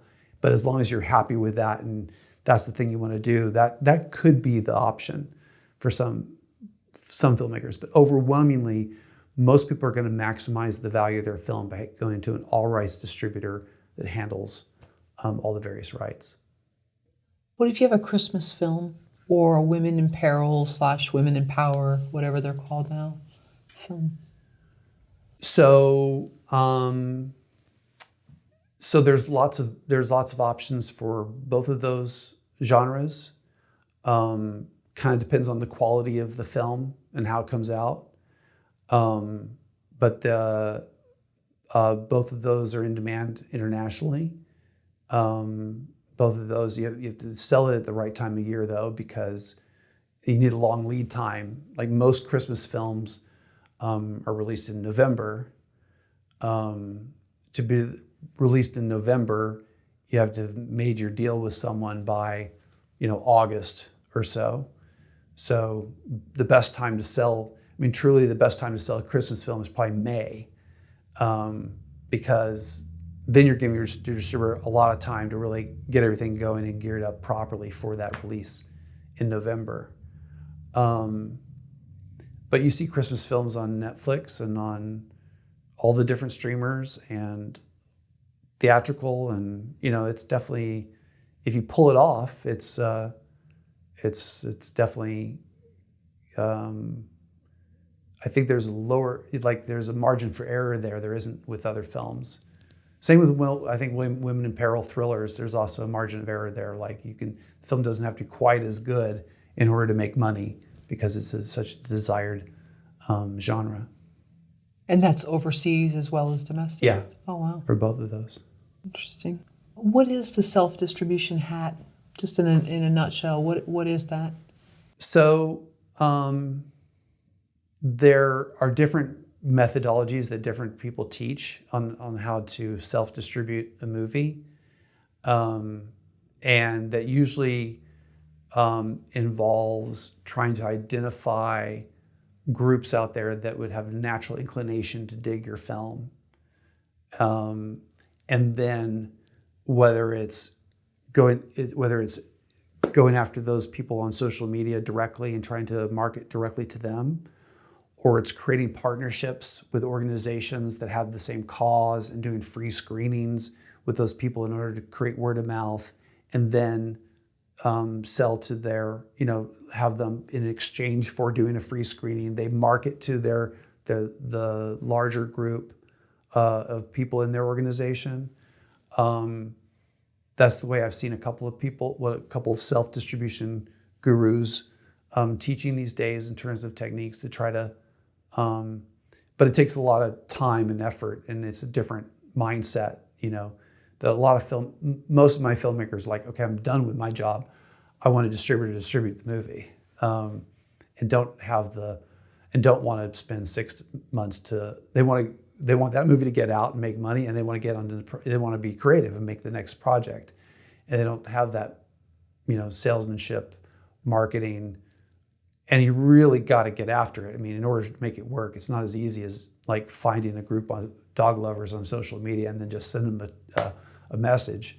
You got to really engage with them and get them and connect with them, and over time, make yourself well known to them and become a part of that culture almost in order to do that kind of self-distribution. There are a couple of anomalies of filmmakers that manage to get some money in order to help do their own self-distribution of a non-documentary film, where it was a comedy or a thriller. But usually when they did it, they managed to pre-sell. They had someone that pre-sold rights to a foreign territory, and they took that money, or they got money from a Sundance or some entity that was just wanting to support them, and they poured that money into a theatrical release. And either they booked the theater themselves and figured out how to do that, or they hired a booker, and then perhaps they release. Most of them do end up doing a deal with a distributor, though, at that point, to handle all the various digital rights, rather than going through an aggregator. So most successful self-distribution of non-documentaries that I've seen have been pretty well funded to do a theatrical, and that helped the overall picture of the film. How many filmmakers do you know who make a living making movies?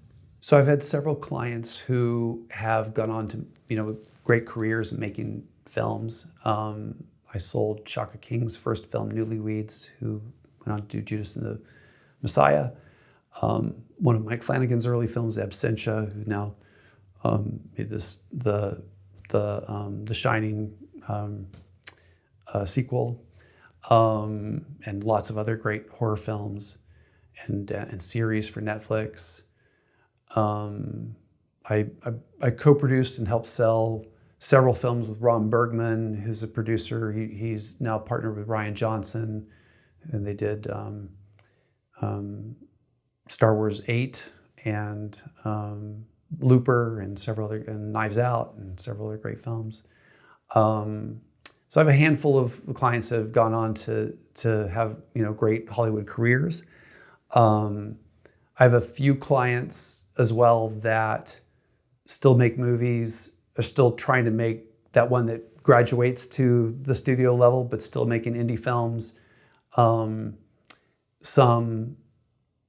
still very indie, some kind of in the quasi Hollywood indie world of catching talent and having sales agents, pre-sell their movies. There's lots of those movies that kind of out there that don't bubble up, but still kind of make money in strange ways. And then there's a lot of people that are one and done, just because it was such a big effort to get that first one out there, and they just never could get quite back to making number two. That's partly because it's just hard to make a film that makes money, and I think it's easier when you're young. I like to bootstrap it and do it for nothing and call in all your favors, but it's hard to call in the favors twice. So yeah, it's definitely a mix. Sure. And if you have debt from the movie? Yeah. That's difficult. Yeah. Sure. Yeah. So, and most people I know I think most films I rep were mostly equity. Most films tend to have found an equity investor to make the film, as opposed to running up their credit cards. So it's not debt per se, and that they have to pay it back. They just have disgruntled investors maybe, but or not overly happy. But yeah, I think it's just not easy to make a movie, and it's I'd say, I don't know what the percentages are, but I'd say probably 70%, 80%, don't go on to make a second film, at least. Wow, that's high. That's unfortunate, but yeah. Well, there's just a lot of stuff we've got a lot of movies out there, and it's not that like they don't go on to do great things other ways, right? Like it's, I've definitely had clients like, well, I made this film, but I'm never doing it again. Like that's the way they feel after making one. Like it was a lot to get that one off the ground, whatever that felt like to them. So Sure. yeah, it's not always a sad story. It's sometimes just what they choose. They just choose a new path. Right. They got it out of their system. Yeah. Exactly. What's the budget range of the movies you typically work with? Yeah, the range is micro to like almost nothing to several million, 3-4 million. I'm maybe a couple times I've had $7 million films, but pretty rare. How does a $500,000 movie make its money back? So there are lots of potential ways to make it back, but for a $500,000 movie, you most likely need to get it into a major festival and have someone pay you that and more back up front. Because most $500,000 films don't make their money back. So that's, it's just $500,000, implies no cast really, right? When I say no cast, I don't mean there are people in the movie, but there's no names in the movie per se that help sell it. And you're going up against a lot of independent films out there that have names that were made at $2 million. And even those movies sometimes don't get $500,000 for their US sale. So you're really up against it. It's tough. But I have had plenty of $500,000 movies that made, $100,000 in the transactional VOD world. The distributor managed to sell to a cable entity for a couple $100,000, and then it made more money on AVOD to get to that $500,000 number. And I'm sorry, AVOD? Sorry, advertising video on demand. And that's where the ads play? That's where the ads play, and you can't correct. skip. Okay, yeah. Great. Sorry. Are there certain films that are domestically made, but they are hits overseas, but they're not here? It's pretty rare these days. One of the reasons I decided to get into domestic sales as a producer rep as opposed to doing international sales was I saw it going down 15 years ago. There was a day when international sales was major, and we're talking about true indies here. Okay, there's still a market overseas for films with names and quasi-independent films made by Hollywood production companies. But you're talking about true indie films. There's barely a market now overseas, and that's partly because at one point we used to be able to sell almost anything overseas. 25 years ago, there were cable channels around the world and video stores around the world that needed content. And US producers were the only ones that could make them at a price, and we were the only ones really doing it in mass. And so we were flooding the world with our content. So fast forward past, the writer's strike creates the reality television, and the cost of production all comes down, and countries around the world start making their own content for their own communities. There's just no demand anymore at all for true independent films. There's still a pretty good, I won't say good, but there's still a business for films in the $3 million and up range that are made, not with a studio, but independently in Hollywood with a name attached to it, where they can make sales around the world that come up to 50 to 70% of a budget. But that doesn't exist for true independents. Even if they get someone and they pay them a day rate, maybe they're not an A-lister, but they're recognizable enough? Yeah, these days it's like, to me, for sales purposes, it's really A-list or nothing. I think if you're casting for name value and it's that level, you should also really be getting them because they're really great for the role.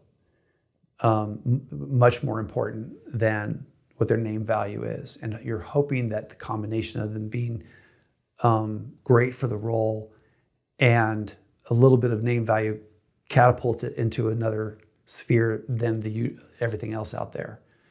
But yeah, I see a lot of films that cast B-level talent. I should say not level, but value talent for that purpose, and it just didn't make a difference. Right. I'm just thinking of overseas as well. So it sounds like maybe 15, 16, 20 years ago. Yeah, we could do that easily back then. No. There was a day when you could just tell an international distributor, "Oh, I've got so and so in it," and they just believed you, right? And that they didn't even know that the person had value or not. And that's how Westworld it was at one point, or Wild. But they're all much more sophisticated now. They all know exactly what they need and what their audiences want and who's worth what. And so it's really kind of, again, going back to those $3 million level films where, there are some actors that have kind of popped up in value because they were in big studio films. And so there's a certain recognizability, a certain name value that's still there, but they're not getting, they're not leading roles in big studio movies. They still are trying out for them. Maybe they're trying to be the next Marvel guy or whatever, but they're not getting it, but they still have some value. So for a few years, they'll be castable in that kind of budget range. And usually in thrillers or horror films or, elevated horror, or, something very commercial, action as well. But that list is it's a pretty small list, and it changes. And it's subjective too. I find that just because one sales company has an affinity for one actor with a little bit of name value, they might have that affinity because they had a film last year that they sold with him that did well. But the sales agent over here doesn't have that experience and hasn't made a film with that guy, so they don't have put the same value on him that other company does. So there's not you can't rely on IMDb scores for value. They really, sometimes they correlate, but most of the time they don't, because people pop up and down on that list pretty wildly now. With faith-based films, is the only place to sell them is to certain networks?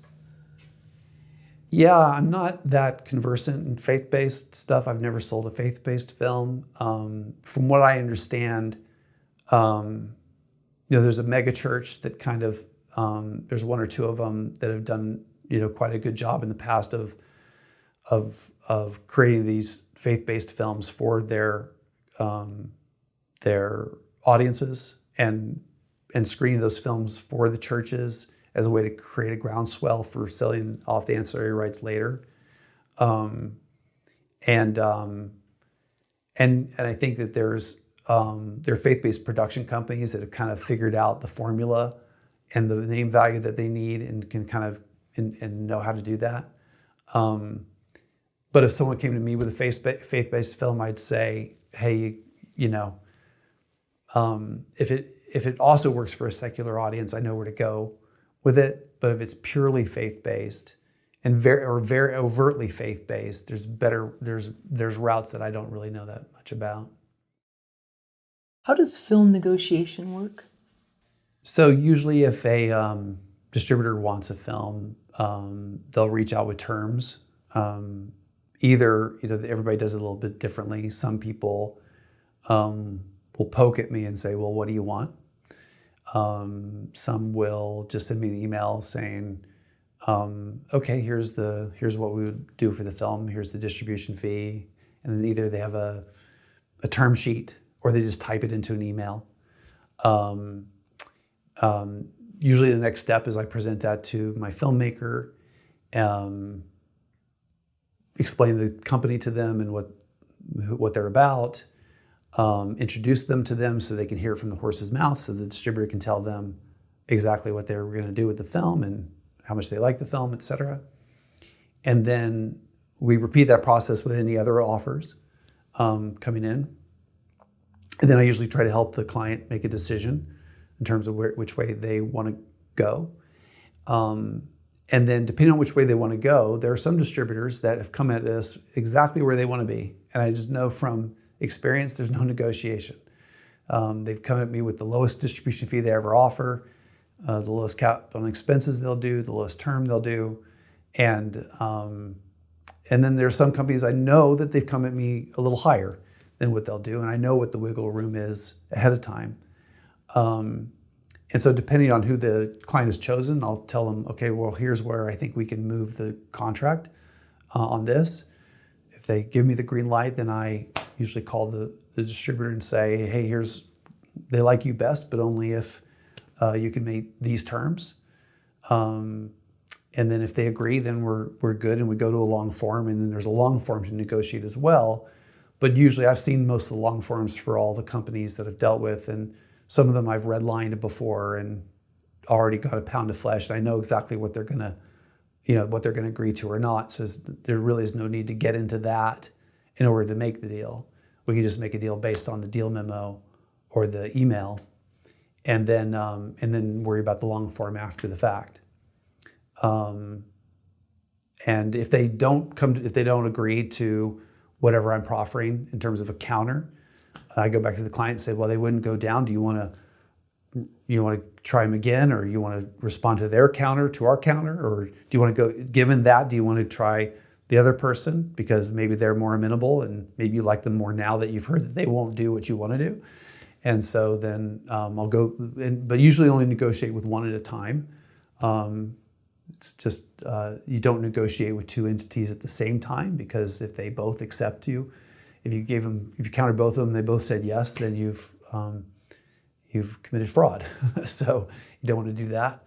So you only deal with one at a time until there's an acceptance of an offer. Then you have a deal. And sorry, a term sheet is what? A term sheet usually is just either a piece of paper or a PDF that has the basic terms of an agreement, not all the language of the agreement. So it'll spell out, usually a term sheet will have the length of the contract, the rights, maybe not all like it'll say video on demand rights, DVD and Blu-ray rights, advertising video on demand rights. It's what rights they're taking. But it won't have a description of each right, which will be in the long form agreement. It'll have the term. It'll have if there's a minimum guarantee that they're going to pay against the rights, against the revenues, then that'll be in the term sheet. And then beyond the major things, depending on the distributor, they might have how they're, just a quick couple lines on how they do accounting, a quick couple lines on expenses and whether they cap them or not. And so there might be a couple things to flesh out in the term sheet, depending on how specific or not specific the term sheet is, before we go to long form, to make sure, okay, we don't want to agree to this because there's a little ambiguity in the term sheet in terms of like accounting rights. So let's be sure that what we mean here is quarterly for 2 years, not just quarterly for the whole time, or what. You want to be as specific as possible before you say yes. But some of that I already know because I've seen their long forms before. So we can work off just the basic terms in order to make it a deal. So it's almost like a Cliff Notes. Yeah. Okay, and then the long form is how many pages usually? It depends on the distributor. Some it can be 5 or 6 pages. Some it can be 26, 30 pages. some of them have agreements where they have kind of the basic terms on the first 3 or 4 pages, and then what's called a standard terms and conditions document that's kind of stapled to it that kind of gets into the nitty-gritty of everything, defining all the terms, defining all the rights and all those things. So it depends on the company to a certain degree how lengthy it is. And what is the standard length of term? Or does it vary depending on? It does vary. The range is 3 to 15. Oh, years? Years. You do see 20 even from bigger deals, but they're plunking down a lot of money. They're really making it their film. I would say most of my deals are in the 7-year range. Usually we're negotiating down from 15 to 7. But then there are a couple companies that are more aggressive and do like 3 years. But you find that all companies have an executive there that's like, well, we never do below 3 years, or we never do below 7, and have their own standard that they just won't go below because. And I find that most companies that want longer terms, the reason they want longer terms are a couple. One is they have these big libraries and they want to, if new ways to release films come out on the market, they want to have this huge library of films that they can monetize that new way. So for instance, advertising video on demand, or AVOD, is a relatively new platform. So all these companies that had all these movies suddenly had a whole nother way to monetizing these films. And if they had only had 3 years, there'd be 4 or 5 years of films that they didn't have to put through these platforms. Another reason is it looks better on your books to have long terms. So if someone's if a bank is evaluating your company, if you're trying to sell it to someone and you have 20 films for 3 years, they're like, well, geez, in 3 years, this is nothing, so, and you're not gonna be able to monetize it with a new platform that comes around like AVOD, or something like it. They're assets on the books of these companies, so banks just value them more if they have longer terms on their contracts. Interesting. And is it reasonable to expect the longer the terms of the contract, the more or the possibility of an advance? No, not really. I should say maybe. The companies that are doing 3 years are not doing advances. Yeah, so I guess yes is actually the answer to that question. So the companies that are doing 7, 10, 15 years are more likely to do advances. And I think that's because they just don't have to be as aggressive as the 3 year. They're usually offering a little bit more than the companies that are doing 3 years. They've been around longer. They might be doing theatrical on some of their movies. They just have, bigger pipeline. They're a little bit more, they're not having to be as aggressive to get films than the companies that are doing the 3-year terms. Right. I think the movies that I've watched on Tubi, these were all films that have been out for 20 plus years. Uh-huh. So yeah, that makes sense. Yeah. That would be the case for, wanting them to on their, I don't know if they want them on their books, but established names from filmmakers that have been around a while. Yeah, exactly. Why does Slamdance co-founder and filmmaker Dan Mervish call you a shrewd negotiator? Because I paid him. Okay, all right, that's good. I don't know. Dan's a great friend. I met him early on in the days of Slamdance because I think I attended the second Slamdance and been going ever since. And I've had every year I have 2 to 4 movies at Slamdance. And then at some point I struck up a friendship with Dan. It's been so long I don't remember when. And then I remember even when he was going around with his second film, I read it, gave him some comments on it. I don't think I had anything to do with that one. And then later on, I've sold now 2 films for him and kind of consulted him on another one. And Dan's Dan is much more knowledgeable than your average indie filmmaker. So he's definitely a big part of the process when I'm helping, when I have helped him sell a film. And so there's a shorthand there too. And so I think more than anybody, he knows a little bit more than my average client what I know, and how helpful I can be. And so, like I said, there are some people like, Dan could probably take the time and do what I do and get everybody to watch the film. It would probably take longer because he's not doing it year round like I am. And I think that's why, and because I stare at it and I know all these things, he knows by experience what I know. And then when it comes to negotiation, that's fun because it's we go back and forth in terms of like how we're going to try to influence the buyer that he likes to do the best by it. So, how do you negotiate the best deal for a movie? Well, to a certain degree, I think that most films I'm working on are going to this certain level of distributor, and there's only a certain range that we're going to be negotiating. And I already know going in what the best position that these negotiators will do for really any film if it hits that range. So there's some films where I just know exactly where they'll go, and I know where they won't go. And it's more about communicating to the filmmaker, like, here are your options. Here's how we can kind of push a little bit or pull a little bit. It does get more interesting when it gets above that level and we're getting theatrical offered, and I find that it's best to go to distributors with the position of, hey, they really want to be with you, but here's what you got to do.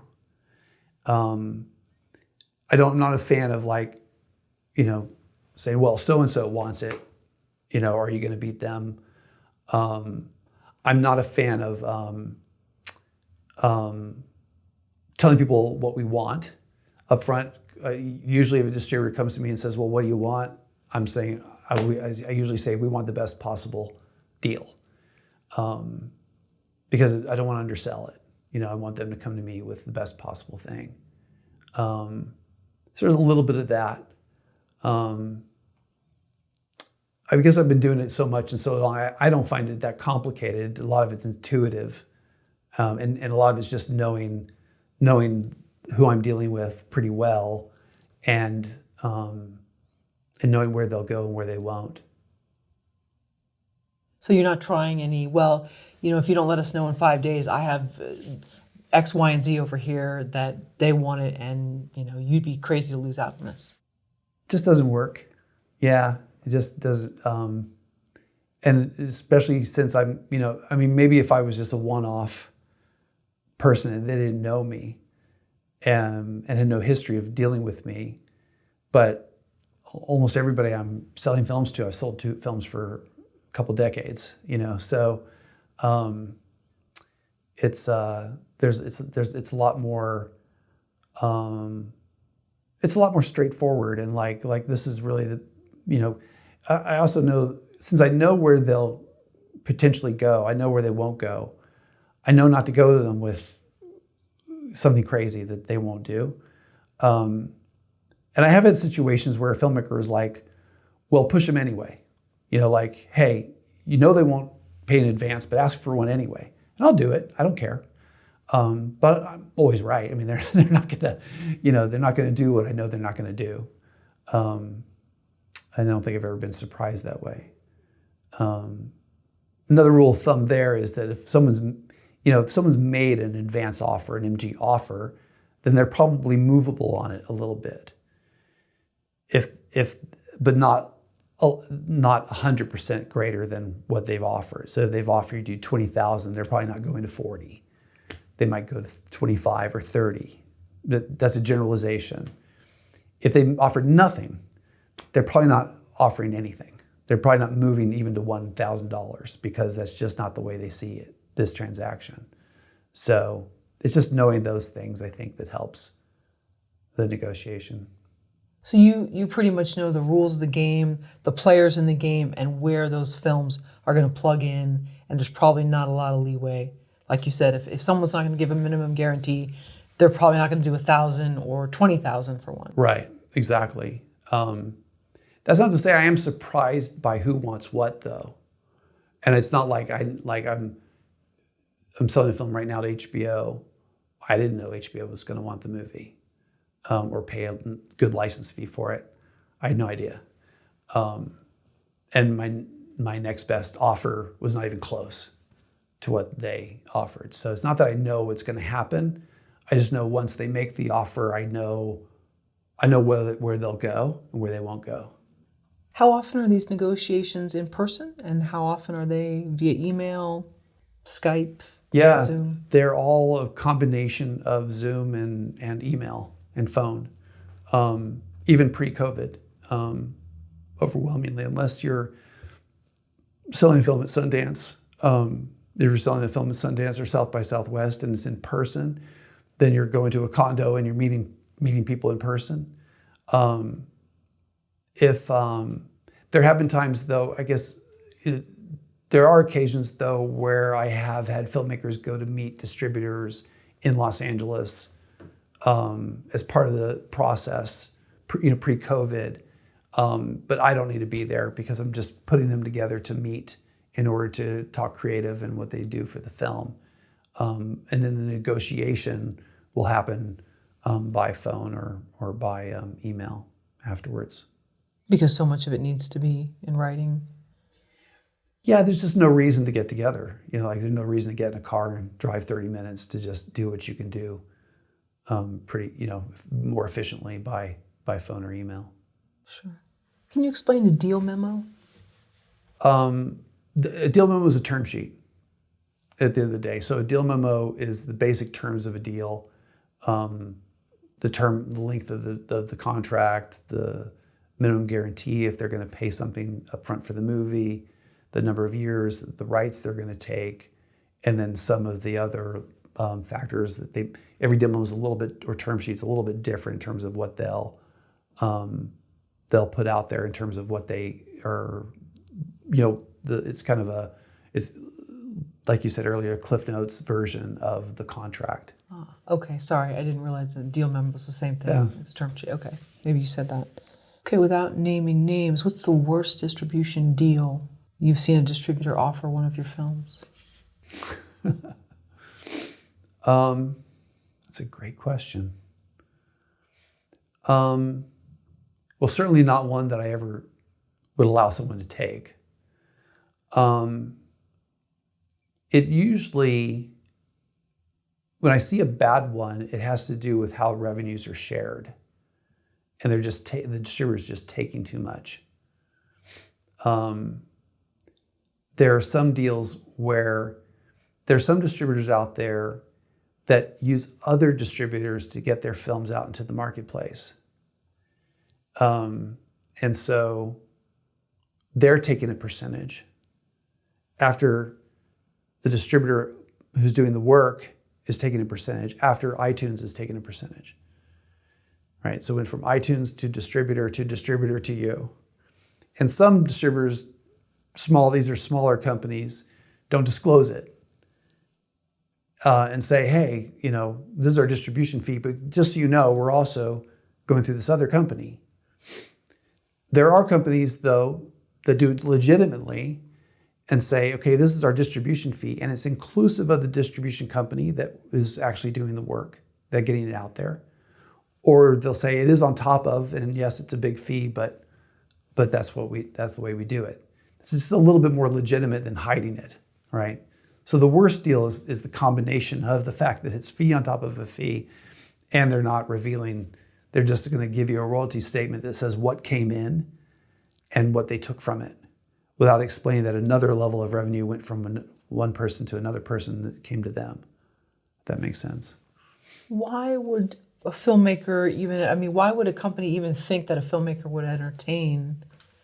It's like an extra middleman. It's not just a middleman, it sounds like Well, again, some people don't reveal it and they don't know to ask, the filmmaker doesn't know to ask the question. Right? And Okay.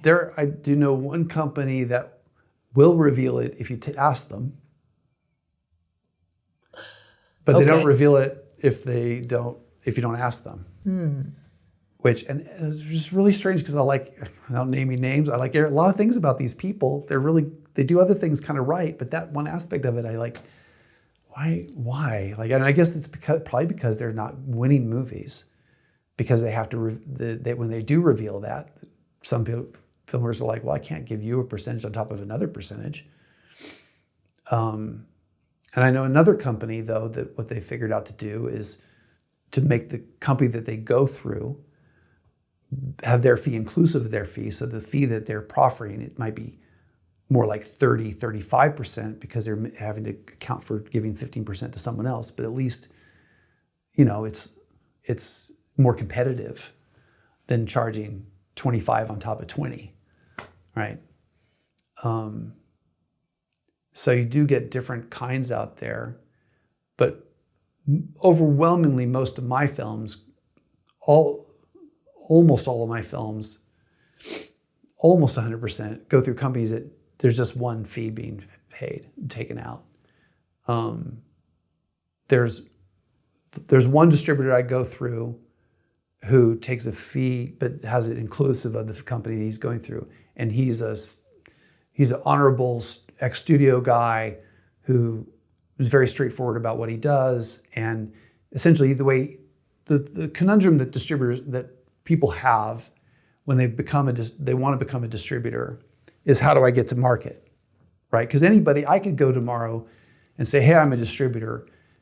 You give me the movie and I go put it on iTunes through a lab. I just pay the encoding fee. Real easy. What's harder is to sell it to cable VOD and to establish a distribution relationship with the streamers and to establish a relationship with Tubi and the other advertising video on demand companies. That's harder to do. And so what some people decide is, hey, I want to distribute movies, but I don't have those relationships. I'll create a partnership with a bigger company. I'll go to the cost of acquiring and marketing the movies, and we'll just have a relationship with this company where they are the ones who put it on the platforms and do the sales. And that's fine if you're above board about it and your fee isn't too, and you're able to do a fee structure that doesn't take too much out of a dollar. But if you don't reveal it, it's quasi-criminal to me. It's not criminal, but it's very unethical. And